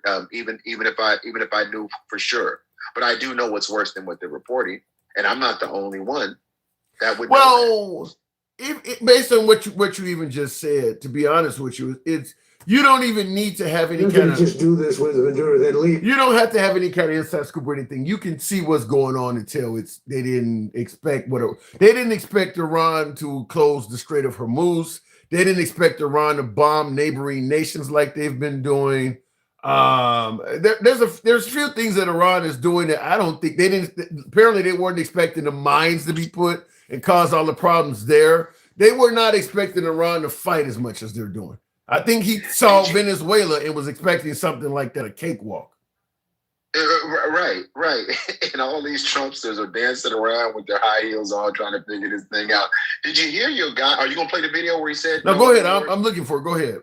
Okay, because I really want you to play that so the people in the comments will shut the fuck up. Because fact checking real time matters. But did you hear your guy on the interview say? 1 minute he said they cleared the Strait of Hormuz from all of the mines, and in the same sentence he said, we don't know if there were any there to begin. You didn't hear that? No, but I know. But I heard him say something similar because we talked about it the other day, where he was talking about. There's a video of him telling them, "I think people should have guts and go ahead and travel the Strait of Hormuz, indicating it might be safe." And then later that night, Iran bombed 3 of the cargo vessels going through it. So, because I said, like, you could have got people killed if they had to listen to you telling people to go ahead and go through the strait. And boom, the next day they don't blow up 3 fucking boats. Like if people listen to you, they're gonna get killed. So you're making it clear that you ain't credible.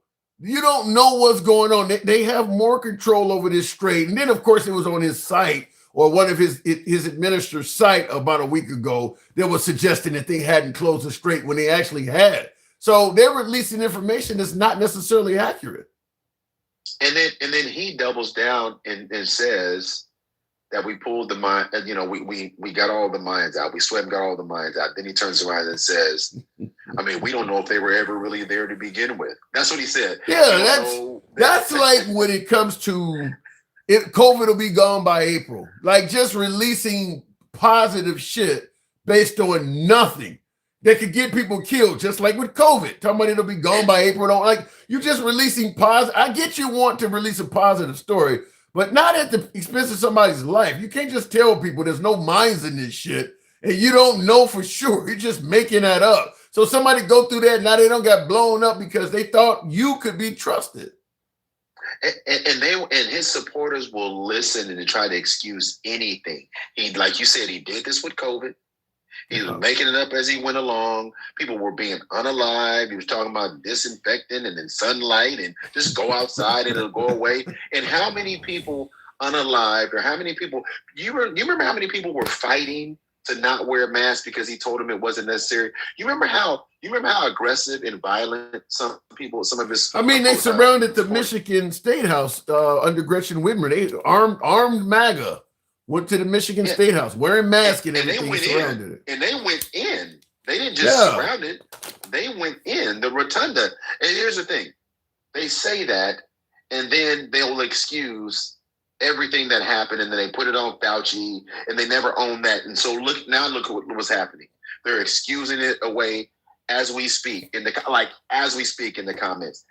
This is not about anything but taking over territories, stealing resources and oil. That's all this is about. That's all this is about. And you guys are just falling for the banana in the tailpipe time and time and time again. And it just makes no sense. Let me tell you what happened today. I'm gonna walk through this real quick. Okay. So I'm talking to someone on this app today. He has two sons in the military, Trump supporter. All right. Him and his wife are at odds now because they both voted for Trump, but they're afraid that their sons may get called up to go serve, to go over there, right? And so first thing I always ask is what branch they're in, because the foot soldiers are the ones that are going to likely get killed. If you're serving in the Navy or the Air, even though some Air Force went down in the KC-135 or whatever, but if you're serving it's the Marines and the Army the ones that take all the casualties. So if he's serving in one of them branches, that's the one you really got to worry. Army. Yeah. Army. Yeah. And my question, so he said that now prior to that, just like most MAGA supporters, all their faith is in Trump. They believe that Trump's going to do the right thing. True. Now you're worried about your children getting called up. And I said, well, why worry? And the panel, they were, wanted to jump on me. That's out of bounds and that's unfair. What I said, well, and my response was this: wait a minute. You've had faith in him this entire time. Now that the possibility of your sons being impacted by the decisions that you make, now you're worried? What you should have been is worried that we were going to be here before we got here. But right? that's the Because now whole we're here. Yeah, but that's the whole MO of most Trump voters, is that it's okay as long as it don't happen to me. Whether we're talking immigration, a lot of Trump stuff is like that. I didn't think they was going to do it to my wife or my kid. And once it happens to them, like all of this shit is okay as long as you're doing it to somebody else. You mean my kid gotta go? Then it's a different story. And that was my point. And I told him, what are you worried about? Just continue to have your faith in Trump. Now you're worried. And so, but they said that take was out of bounds because, now you're bringing his kids into it. No. See, everybody wants to move. And this is why I say what I say, Tim. Everybody wants to move because they're not anticipating any of this hurting them. And the minute that it does, they want all the comforts in the world of those that have been telling them not to do it in the first place. And that's not how people move. That's not how we move in society. Yeah. At the end of the day, you need to have a little bit more foresight and stop trying to work yourself and twist yourself into pretzels to make sense of this shit, because you can't. The bottom line is we have a kakistocracy running the government. They don't know what they're doing. They're all lying. They have an agenda that is not to benefit the average American. And they're showing you guys right now. By the time this is over with, when you look at the national debt, when you look at the price of gas, when you look at the price of consumer goods and where they're projecting these things to go, don't take my word for it. Everybody look it up. When they're projecting where these things are going to go, then everybody's going to say, and then they still, and you know what, I don't know if you noticed, but the Trump administration is trying to turn this into a Biden thing now. How? But this is just what they're doing. Let me. Well, before you say that, in regards to the national deficit, I think everybody should easily be able to understand. We're using all of the best shit we got on Iran. All of these videos you're seeing of shit. Every time you see one of them videos of something blowing up, that's 100,000 or more. In some cases, far more than that. So you can only imagine how much money is being spent on this endeavor. So yeah, that money's got to come from somewhere. So yeah, once they got to replace all of those weapons they've used, all of that shit's got to be replaced, and that's going to come at a cost to us. Unless we get something really great out of fucking with Iran, it's all for naught. What are you about to show me? I'm about to show you this. And by the way, Republican Rich in the comments, I know you guys don't think I'm smart. So don't listen to me. Just look at this chart. How about that? How about that? Okay. This is a net approval rating by issue. By issue. Source. This source is The Economist. Economist.com. Okay. This is just one source. Okay. Net approval rating. You see how you asked me for a source and I just told you what it was? You see that? And I'm asking Right, for my audience. I know my audience wants, No, that's cool. Yeah. Net approval rating by issue. This is after the inauguration and this is current. Look where he was after the inauguration. Approval rating. He was above board in 4 of the 5 categories. Inflation, taxes, job economy. He was below on foreign policy. And so the red dot is where he's falling to on all of those. To now. Yes. Damn. What is the first one? Because he's really falling on that one. Inflation and prices. And then the next one's taxes and spending. And then the next one's jobs and economy, foreign policy, and immigration. Shit, he never was favorable with foreign policy. He was never. Yeah, he's below the line. But see, but here's the problem. So I want to leave this up here for a second. All right. Here's the problem, because I know all you people in the comments all telling me I know what I'm talking about. You guys Google and do your research. This right here is all of these are the realities that you guys are ignoring. You want him to be here. That's where you want him. Well, what about one of the viewers is saying your source is The Economist is a Democratic website, is what he's saying. Well, pick another source. Yeah, I don't. Yeah, I mean, listen. I think Trump's poll numbers are not favorable. It's just a matter of how much unfavorable they are. Maybe you go to the Democrat side, it's worse. But the folks on the right are not saying his poll numbers are great right now either on any of those topics. Yeah. Okay. Well, here's the thing. Do they like Pew Research? Is that another? Is that better? Well, let's be clear. Any site that's not favorable to Trump is going to be viewed as a left-wing site. I mean, Marjorie Taylor Greene is now left-wing. Exactly. So, and see, this is my problem. So I pulled up the site and showed them what they believe in reality. And what you just said, no matter what source I bring up, it's not their reality anymore.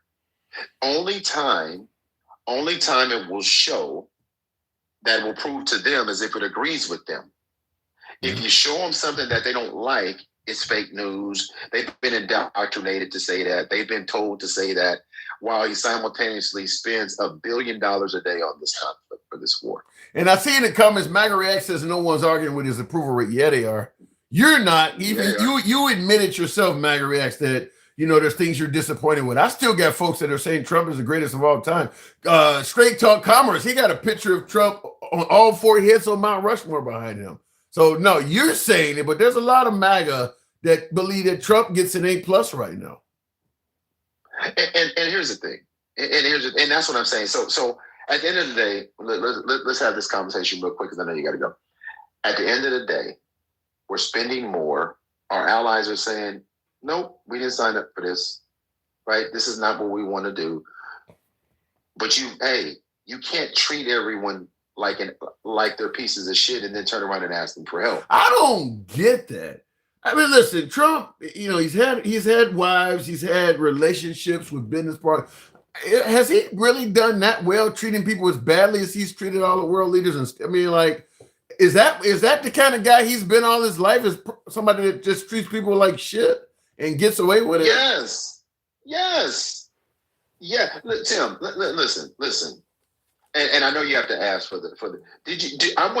Let's go back to when he was sitting down. Him and JD Vance were talking to Zelensky. Oh my God! Zelensky needed him though. Yeah, but do you remember when Zelensky told him, "I know you. There's an ocean in between you, but eventually." Yeah, and he told Zelensky he didn't know what he was talking about. Yeah. Yeah, and you're in no position to negotiate. And blah blah blah blah blah. You don't have the cards. How did that age now? Yeah, he did. Yeah, he did. Yeah, Zelensky did. He said, you're going to feel it one day. He said, we ain't going to feel nothing. Yeah, it didn't. Well, but I don't think anybody thought at that time Trump was going to be a warmonger. Like he talked about Greenland. I didn't know the guy was just going to go on a national or a world tour attacking country after country. I didn't know he was going to flip like this. Yeah, listen, I just believe what they say. But have you talked about these drones that were stolen? Have you talked about that? No. You didn't hear about the drones that were stolen? Stolen from who? From us in Campbell. What was it? Hold on. When did this happen? They got surveillance. Yeah, even yesterday or holy shit! So there are drones on the loose already on U.S. soil. 4 advanced Army drones go missing from Fort Campbell. You didn't hear about that? No, not yet. Yeah, they got pictures of the people. It was in Kentucky. They got pictures of photos, surveillance photos of some men walking through, very casual, with masks on their face. Whoa! They seek a tip. Yeah. Now listen. Yes, yeah. See, it's all in the comments. Somebody's wow. Now listen. This is a military operation. This is on Fort Campbell. This is on a base, and some drones come up missing. Wow. Now, the funny thing is, it's not in the news cycle. I wonder why. Yeah, I was going to say that. Being unfair? Is the media being unfair now? Well, and not to MAGA there, not. Trump is already talking about going after the media because they don't like the way they're reporting the war. I listen. My take is the Trump administration, by way of Trump, they want to control the media. They want to control what we get. He claims it's because the media is not treating them fairly or whatever, but he don't give a shit about Fox. And Fox is just as unfair. They just lean right as opposed to left. So I think Trump wants to have a media in this country where they control what we see. Yeah, and you're pretty. I'm reading it right now. Apparently, what I'm reading is these were stolen back in November. Back in November, and we're just getting this information. Now, the interesting part about it is, you can easily say, hey, if this story doesn't come out, those were from some sleeper cell, blah, blah, blah, right? And false flag the entire thing. I don't listen. Every time you guys want to talk about Trump, and I told you this from the first day I met you, Tim, he's not redeemable. I told you that. Those are my exact words. This man has no honor whatsoever. I don't believe there's anything that he wouldn't do. I don't believe there's a single solitary thing he wouldn't do to protect his best interests. I don't. Well, once he got on television and said, I'm not going to heaven. I mean, like, that's because Marjorie Taylor Greene asked that. She was like, if this guy has already said he's not going to heaven, like, does he have anything to, does he have any restraints? I mean, the guy don't came out and say he ain't going to heaven. Like, damn. You don't normally hear people say nothing like that. You don't. But he knows he's not redeemable. He knows he's not a good man. Have you ever heard him even allude to he's a good person or a good man? Yeah, he says he's a good guy. He says he's liberated. He's liberating the Iranians. Liberated the Venezuelans. Right. I'm not sure when I'm going to take it. I just might. Yeah, I might take a country. I don't like the warmongering stuff. I really don't. If somebody say if the Democrat politicians would have been worth a fuck, Trump wouldn't be here. Where's he at now? No, that's not true either. Nobody wanted to listen. See, here's a problem. Here's a very difficult problem to get by, Tim. This is a very difficult thing to get around, and we talk about it all the time. If it takes time to explain something because it's kind of complex, most Americans don't have the stomach to do it. They just want the bumper sticker, right? True. Drill, baby, drill. Make America great. Blah, blah, blah. All the nicknames. They don't have the attention span, and the Democrats are trying to explain the who's, what's, and whys, and America doesn't want to hear all of that shit until they have to deal with it. Then they want to hear all of that shit. It's interesting you would say that because I had somebody, I was talking to one of my MAGA viewers and talking about the economy. That's right. Under Trump hasn't really improved, and they started giving me all the reasons in the Iran war. And I said similar to what you're saying. I said Americans just want solutions. They don't want all those excuses. If the price of fuel has not come down under Trump any better than from Biden, they're not going to entertain, well, Trump has this whole reason why. You wouldn't have accepted those excuses from Biden. When groceries are expensive and eggs and all, it doesn't matter. Biden could have told you about the bird flu until he turned blue in the face. You don't want to hear the excuses. You want him to fix the problem. make eggs cheaper, make groceries cheaper, lower the price of gas. I don't want to hear why it's high. So all of a sudden now you get your guy in there and shit is still expensive, and you expect people to now listen to the excuses from him? You wouldn't listen to him from the last guy. People just want solutions. They don't want to hear all the mumbo jumbo. And now these motherfuckers is running right here. You're 100% right. And now what was their slogan all weekend? Their slogan all weekend was short-term pain for long-term gain. These people are absolutely fucking crazy. Oh, and by the way, Trump supporters, before you start saying the gas was because of the conflict and the consumer goods, and because if you go Google economy was shaky, there's at least 6 or 7 different news outlets and economists that were saying the economy was on its way down before this conflict started. Gas, you got to remember, it's because of the tariffs and all. I got to move it on, but the tariffs and all of that has been part of that. So yeah, so listen. At the end of the day, go read that. Economy was already down on a trajectory. They had to reforecast the last quarter, where they cut the growth that was reported from 1.4% to 0.7% in half. Well, we already know he's one at the Powell, and he tried to shoot the messenger. So yeah, the numbers were not looking good in the beginning. But Mike, appreciate you coming through. Thank you. All right, brother. Yeah, and like I said, at the end, I'll reiterate that point. At the end of the day, the American voters want solutions. They don't want to hear excuses. This short-term pain for long-term gain, for instance. You wouldn't have entertained that from Biden, so they're not going to entertain it from Trump. You promised to lower prices on day one, not tell us to wait a little longer. If he doesn't fix the problem, he's going to get treated the same way Biden did. Not to mention, he was one of the main ones cheering against Biden and all of that stuff. So yeah, look, folks acted like under Biden, they were barely able to hang on because prices were so high and they couldn't do anything.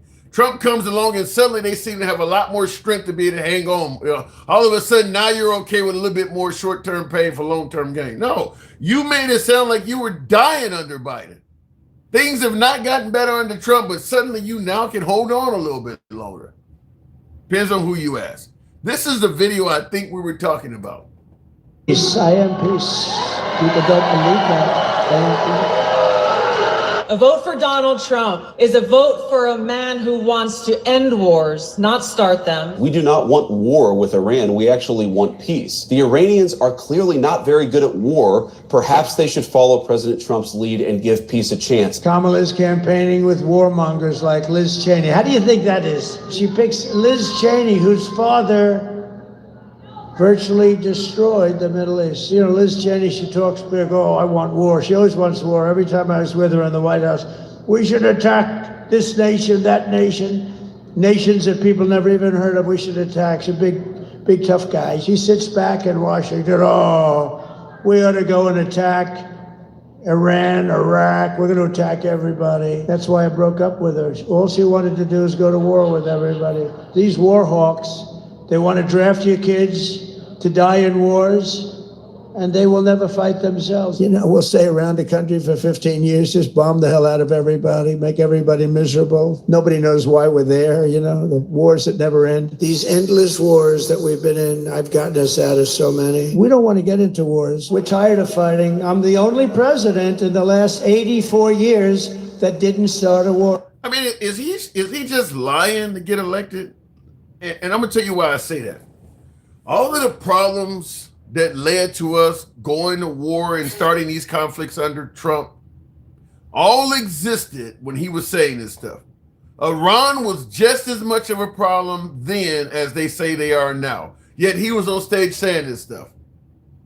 Venezuela, the whole alleged taking oil from American, all of that stuff had happened. So what changed? What made him go from saying this stuff on stage to what he's doing now? Because all of the enemies were doing all of the same shit they're doing now. They were doing it then. When he made this statement here, death to America and Iran trying to get a nuclear weapon, all of that was happening. The Ayatollah was already slaughtering people. All of that was happening while he's making this statement here. So is he lying? Because the enemies haven't, it ain't like he became president and suddenly the enemy started doing all kinds of bad shit, so he had to change his stance. They were all doing that stuff when he was making this speech. So what changed? We will have no more wars, no more wars, no more wars. We will have prosperity and peace. We will have prosperity and we will have peace. Remember, I'm the president of peace. They said, he will start a war. I'm not going to start a war. I'm going to stop wars. He's going to start a war. I said, no, no, no. My rhetoric is going to keep us out of wars. And that's what happened. My proudest legacy will be that of a peacemaker. That's what I want to be, a peacemaker. We will measure our success not only by the battles we win, but also by the wars that we end, and perhaps most importantly, the wars we never get into. Our president will start a war with Iran because he has absolutely no ability to negotiate. He's weak and he's ineffective. I believe that he will attack Iran sometime prior to the election. Because now he's talking about Obama with this one. This is him saying that Obama was a weak negotiator and he was going to start a war with Iran to get reelected. Obviously, Obama never attacked Iran. He did. Because he thinks that's the only way he can get elected. Isn't it pathetic? That's really bad. That's not the one I've seen before. That one has a lot more lies in it. That's really bad. Even if you favor Trump, even if you're one of my beloved MAGA, and I love talking to MAGA. By the way, tap the screen and certainly smash that like button if you're watching on YouTube. But that looks bad. Because none of the people that we're dealing with have done anything different than they were when he was making this speech. We still needed Greenland. Greenland didn't change anything from the time he made this. So he went from not having wars to threatening Greenland. What's going on in Iran, as I just stated, they were trying to get a nuclear bomb when he made this. The Ayatollah was just as oppressive as they are now when he made this.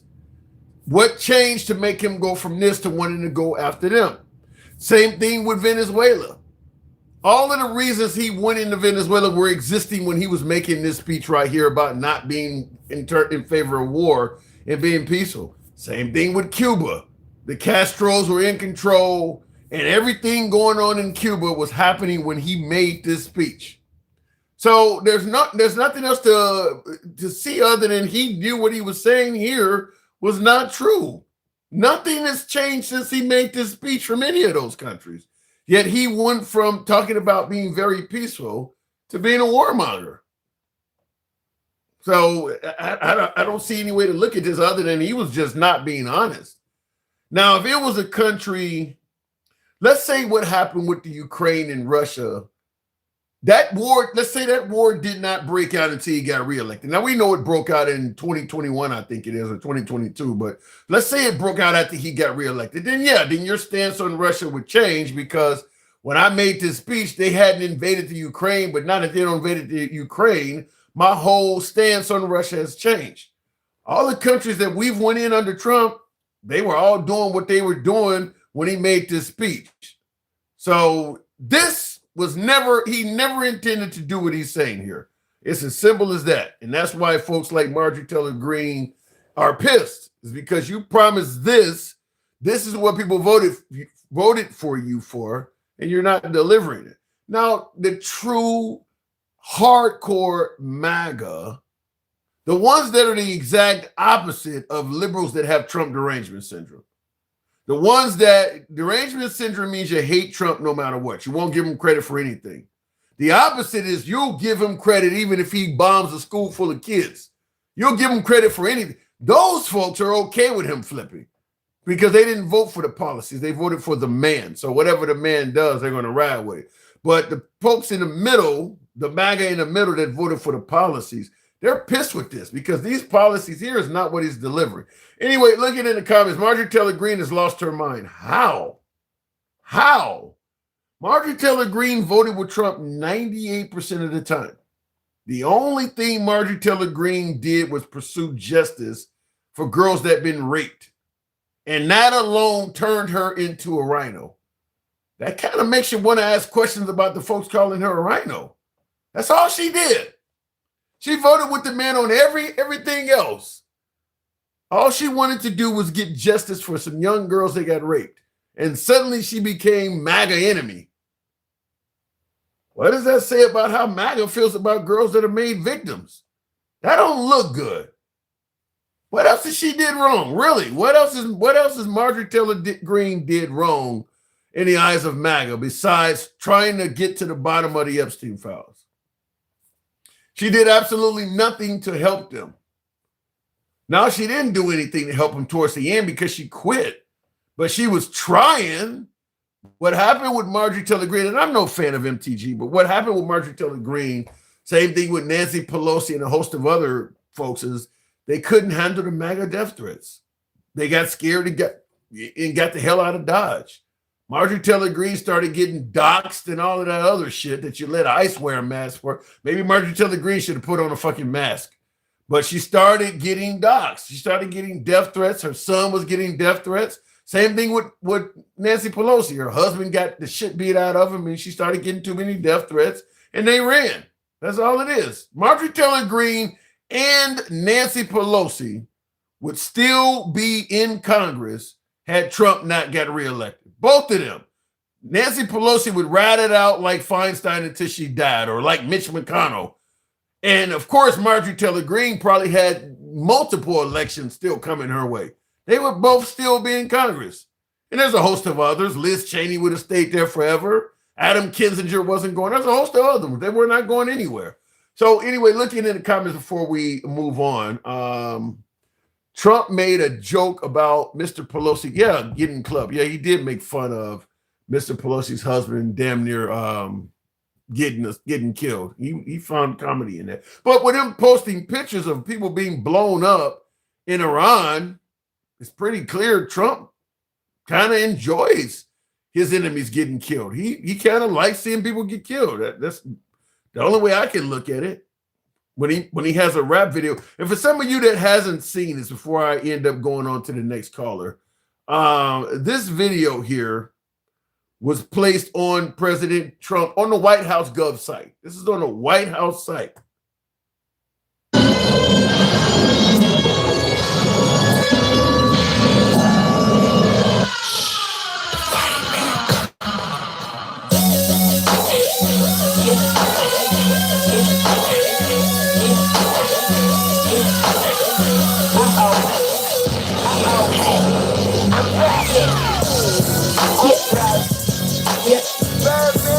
You see, it says the White House at the end. I mean, like, I titled it, "Nobody Enjoys Killing More Than Him." I actually texted at the top there, but they posted this on the White House site. Hip hop music, missiles flying, things blowing up, literally taking pleasure in people dying. If you believe that the Iranian citizens see us as liberators, I guarantee you this is not, they don't favor this. They don't, because soldiers are soldiers. Doesn't matter what the government is doing. The military are just regular people that enlist to fight for their country. They may totally disagree what they're there for. They just fight on behalf of their country. You think they favor seeing the president of the United States making fun of their soldiers getting killed and murdered like that? So I don't think they see us as liberators after he did things like this. I do. I mean, to me, what this here can radicalize Iranians. They're not taking out the Ayatollah is something that they may favor, but they don't favor this. You can hate the Ayatollah and Trump simultaneously. You can dislike both of them. Kamala would have had Cardi B. No, Kamala, we wouldn't be at war. The Black Gen X, we would not be at war if we had Kamala Harris. Nikolai 4444. Can you imagine Obama doing that? You know, they would go apeshit if Obama did that after a strike in Iraq. You know how many Iranian children have died under the Ayatollah? I don't know, but making rap videos to killing grown men ain't gonna help. You can do the whataboutism role, but that doesn't excuse this. Nikolai, good evening. What's up, man? How you doing? I'm doing good. What do you think of a video like this? I mean, I don't know. It's pretty fucking crazy, bro. Crazy in a good way or a bad way? I don't know. I don't know yet. We've never seen this. You What do can't you make a think? You think, decision. like, the kids are like on the social media? or You're something? watching people get murdered to a hip hop beat, and you can't make a decision on this. Well, I know that didn't come from the White House. That had to come from like his kids or something. It's on the White House site. Yeah. Why? Let me ask you something. Why does so many crazy things come from around him, and he never has anything to do with it? Is he not in control of the power? I mean, his own site, a staffer sends out a picture of the Obamas as monkeys and all. Like, who are you hiring? You have no control of what's going on. It's always somebody No, I else don't. sending things. Bro, I think he has no control of what's going on, to be honest. Are we allowed to like share clips? How is that any better than Biden then? If Biden has dementia and he's sleepy, but we got a sane guy in there that has no control of what's going on, how is he any better? He's not better. Oh, did you vote for him? For Trump? Yeah. Yeah, Are you happy with I him? did. No. Well, first of all, it's never cool to like the president. You know, that one dude, Michael, he was like pulling up like approval ratings. I'm pretty sure they all did. 100%, they all did. It's never cool to like the man. It's cool to say fuck the man, always. So You know? why did you vote for him then? Because I felt like he was separated from the deep state, to be honest. You still feel that way? No, not anymore. No, definitely not. What changed? Well, okay. I don't know if do you ever fuck around with Joe Rogan? You know that dude? I watch him sometimes, yeah. Did you ever see the Trump interview? I might have seen some clips of it. What are you illustrating? What are you? Oh, okay. So basically, there's this like general in Washington, and he's like, "How come we're not pulled out of Afghanistan?" He's like, "How long will it take?" And the dude's like, "It'll take 3 to 5 years, Mr. President." And he's like, "What the fuck? I gave you $1.3 trillion." He goes there in the middle of the night. In the middle of the night, flies, finds a general. He's a black dude. He's fucking dope, bro. And then he's like, "How long would it take to like end this war?" And he says, 3 to 5 weeks. 3 to 5 weeks and we'd be out. He's like, "I have generals in Washington telling me 3 to 5 years." Now, what do you think that is? Why would generals on the field be like 3 weeks, but people in Washington say 3 to 5 years? There was some kind of benefit to staying and dragging it out. Yeah, money. The industrial military complex, bro. The deep state. They make money while people go to war. And Trump said, "What the fuck, 1.3?" And he flew over there and he stopped that shit. He stopped it like way early. Now, I don't know if there's this one interview, it like came out in like 2007. It's like Wesley Grover or whatever, but it's on YouTube. I can send you the link, bro.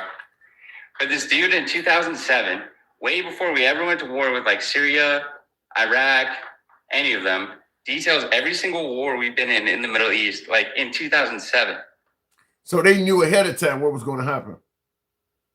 Yeah, they did. The CIA did. You know what? You did hear what Mike was saying about Project 2025 forecasts all these countries. Yeah, and you know what? Yeah. But this dude said in 2007, like way before any of these people were elected, like which exact wars we'd be in. It was on Democracy Now. It's on YouTube. You can look it up, bro.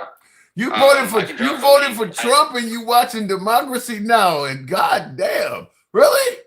I voted for Obama. I voted for Hillary. I voted for Biden, and then I voted for Trump. Yeah. Wait a minute. So you only voted for Trump this last go round?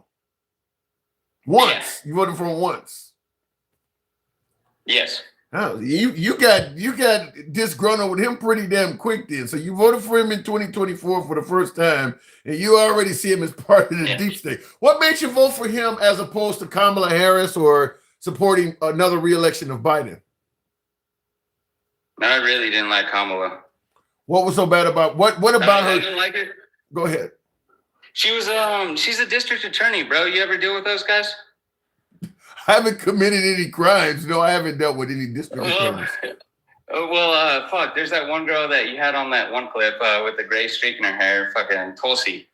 Tulsi Yeah. Gabbard. She like roasted her so hard in the. I'm independent, and you can tell by the way I vote. But like, she was like, Kamala actually made a lot of money by putting like a lot of African Americans in jail over marijuana charges. I think that's bullshit. I think She's a everybody, district attorney, which means I think every politician she's a lawyer has made for money. the government. I you think know? every politician has made money by putting African Americans in jail. That's just the way the country's been going. I mean, California with their 3 strike laws, everybody's done that. Yeah. Clinton with the crime law. What about Obama though? Not Obama. Well, no, because Obama's political career came and went fast. I mean, he was only a senator for 2 years, became president for 8, and that's it. I mean, he had a pretty fast political career, but fact is, this country, certainly if you go back to the beginning of the war on drugs, I mean, just locking up black folks became the thing. I mean, so everybody that was in politics, probably from the late 80s until probably the early 2000s, probably locked up a hell of a lot of black people. Yeah. It was just the thing to do. I mean, and when you look at Kamala Harris, I mean, shit, she's only a district attorney and an attorney general. She can't do that by herself. She ain't passing the laws. She ain't the judge that stamps the actual sentence. She clearly wasn't locking up people alone. I mean, the state wasn't revolting. You didn't hear about a whole bunch of Republicans stepping forward and saying, you guys are being too hard on the black folks. I mean, everybody was in on that. Like Biden with the crime bill they bring up from 94. Biden was just a senator. He didn't do that by himself. Everybody was in on that shit. Kind of. But I think you're like, I don't know. And that's the problem with like Mike too. Like I feel like he's really smart. He's really like intelligent, but I think everybody's just zoomed in at the wrong problem.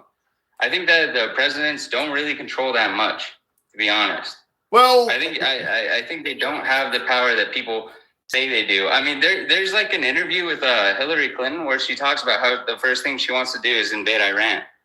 And if you look at this thing, I swear to God, bro, it's insane. It's this dude from 2007 outlines every single war we've been in from Democracy Now!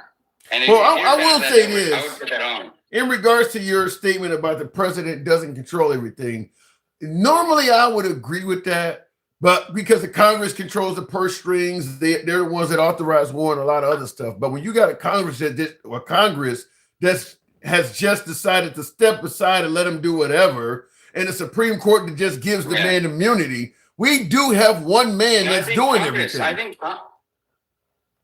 Yeah, but I think Congress is puppets too, bro. It's all controlled by lobbyists. I have a friend whose dad is a lobbyist. I'm going to like a crazy school right now, trying to get my MBA. It's insane. But I have a friend's dad who's a lobbyist, and he's like, bro, the senators, the governors, they don't control shit. Even the president doesn't control shit. It's all the lobbyists. I swear to you, bro. Well, and how they succeed is these little like TikTok lives. Like, you got to take the money from you got to take the money from the lobbyists spend money to get shit done. I agree with you, but you got to take their money first. Yeah. I mean, some politicians don't take their money, but yeah, I mean, under Trump, unlike under Trump, if Obama had the power of Trump, we would probably have all kinds of gun bans and everybody would have universal health care and tuition would be free. Obama didn't have, so under Trump. I think they both don't have power, bro. I think they both don't have power. And I think that us like fucking arguing about Obama versus Trump is honestly just making us not look at the fucking lobbyists. And that just makes them more powerful. I gotta disagree for the simple fact that there is virtually no pushback on the right. I mean, under Biden, you had Manchin and Christian Sinema. You had Democrats even pushing back, Tulsi Gabbard types. There is no pushback for Trump. He started a war, and without any request from Congress, he's already talking about Cuba next. They just, whatever you want to do, sir, go ahead and do it. He's just doing whatever. We are literally at war, and Congress ain't even had a say-so in it yet. And the man is talking about the next country he's about to hit. That ain't happening under nobody else. I know, but you know how much of that's bullshit? You know that Greenland thing was bullshit, and he says outrageous things, and that's how he gets it done. You know? You think Greenland was bullshit? And then meets in the middle. What? You think the Greenland thing was bullshit? Yeah, 100% is just a front. I mean, that's proven right now, right? No, it's not. The European nations rose up and indicated they were ready to fight to defend Greenland. And then he backed down and claims that he made some kind of deal with Greenland, which we've never heard the parameters of. No.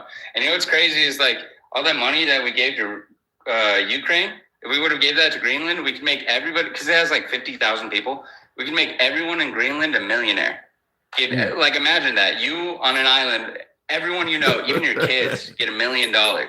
And they all said, no, we still don't want to be part of the United States. That's crazy. Well, shit. That's I mean, crazy. Our kids go to school, Nikolai, and they don't come home. I mean, there's a lot of reasons to not want to be part of America. People say that America's the best country on earth and all of that. There's a lot of areas of life that America's not the best. Yeah, if you want to go from nothing to something, you have a really good chance of doing that in America more so than other places. But there's a lot of areas, the happiness index, the literacy rates, the infant mortality rates, the homeless. I mean, there's a lot of areas we're not number one in. We're not number one. We're not perfect. A lot of people say that we're perfect. We're not perfect. But at the same time, we can't act like spoiled brats and say, fuck America. Because the fact of the matter is, like, I don't know. But you can criticize America without meaning fuck America. You're allowed to criticize. Yeah, well, a lot of folks say if you criticize America, well, you should pack up and leave. Well, see, I see their point too. I see. How? Fuck, bro. My ass is tired of sitting on the fence, but bro, I swear to God, like I see both sides of it because, like, yeah, we're not the first. If you look at the socialist countries, why don't we have free healthcare?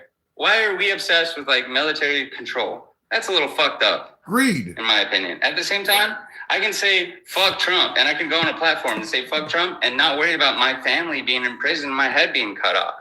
You know, I can eat. You know.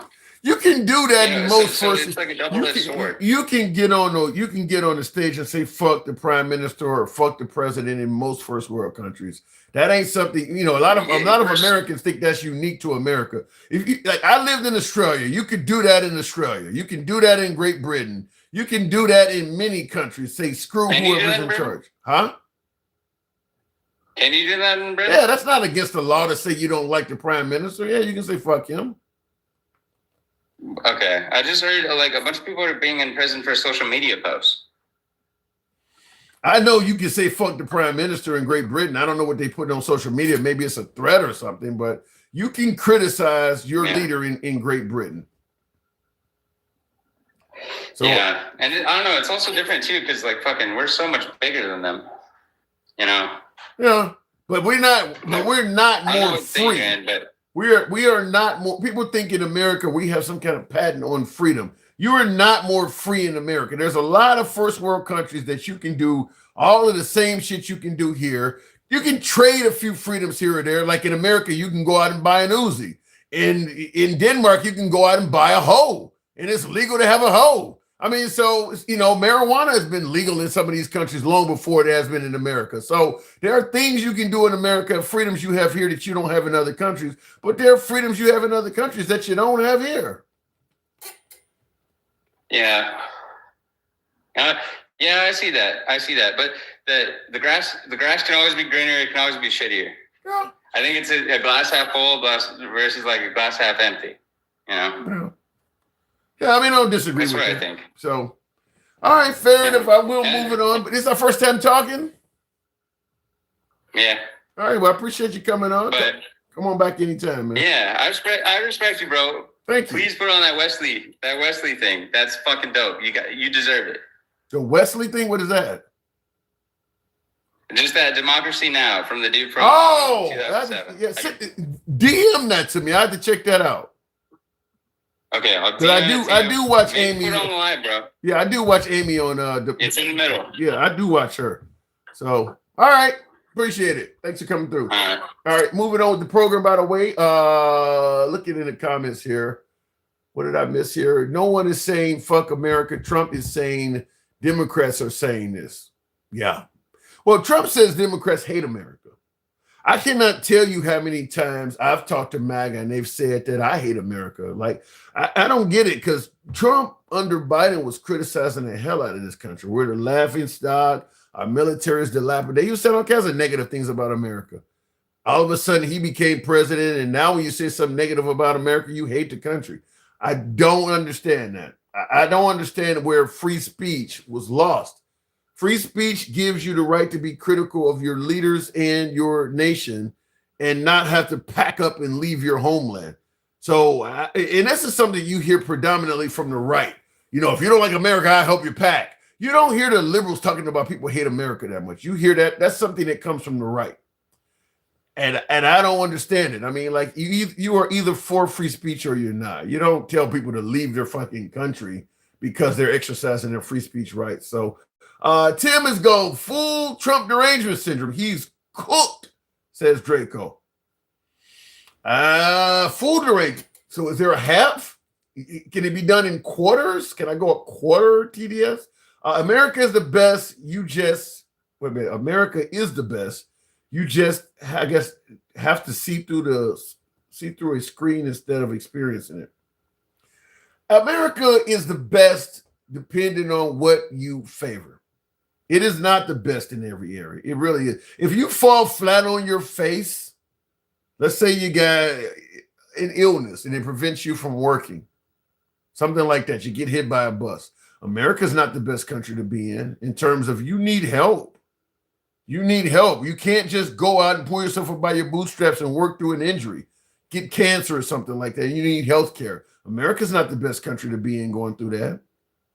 America, if you work hard and you have ambitions to be a millionaire, America's the best country to be in. You probably have the best chance here, and that is dwindling, by the way, but you have the best chance here of climbing a social ladder and going from nothing to something.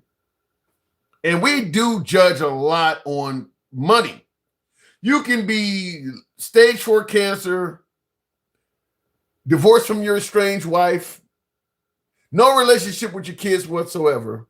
But if you got a lot of money in the bank, we call you successful. We base everything on money. Everything else in your life can be fucked up. But if you're making good money, we actually call you successful. So when we say America's the best country on earth, it's generally money. It's generally revolving around money. It's generally revolving around money and, well, I can have a big fancy house and a big fancy car. It's generally revolved around money and wealth. But as I said, sending your kid to school and the kid not coming home because the kid got shot, go tell somebody in another country that has seen a bunch of American kids walking out of a school with their hands up how great America is. They're not dealing with that shit. I talked about infant mortality rate, stuff like that. I mean, they seen what happened to Kilmar Brego Garcia or George Floyd and that kind of stuff. And there's a lot of countries that stuff ain't happening. They're not dealing with that kind of stuff. They've seen the homeless camps and stuff that you see in California and Texas and places like that. They're not dealing with that kind of stuff. There's a lot of stuff in America that does not rank us at number one. But if you focus solely on money, yeah, we're probably at the top if you focus solely on money. But in terms of who you want to love, when we're talking about gay rights and all of that shit, we're not the friendliest nation for that. If that's something you care about, I mean, race relations in general, we're not number one in that. There's a whole lot of areas we're not number one. So I'll say America's a great nation. I'm not going to take that away from our country. But I'm not going to automatically say we're at the top and we're number one. I would say we probably get a grade of a B. It's better than average. But I don't put it where it's A+, stellar. You got freedom. Nobody else is free as us. That ain't true. That stuff is not true. Anyway, looking at the comments says, this right here is why I subbed. Honest. Thank you. Appreciate it. We try. I get bashed. Folks think I'm full of shit oftentimes, but we don't mind that. We take the criticism, take the good, you take them bad, you take them both. There you had the facts of life. You know how it goes. Anyway, looking in the comments, before we go to the next caller, get us on up to 140,000. Debating the pros and cons of the U.S. political system show. That's AI telling me that. You only get help after the cancer does its work. Right.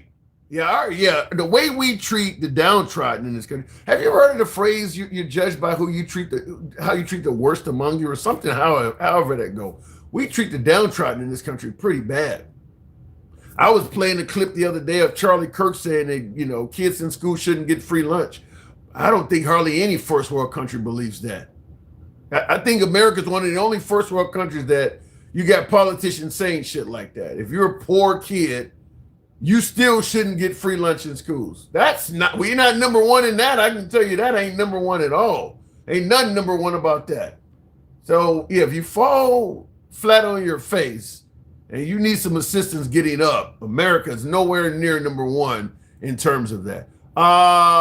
It says that in the death penalty. Yeah, I don't know.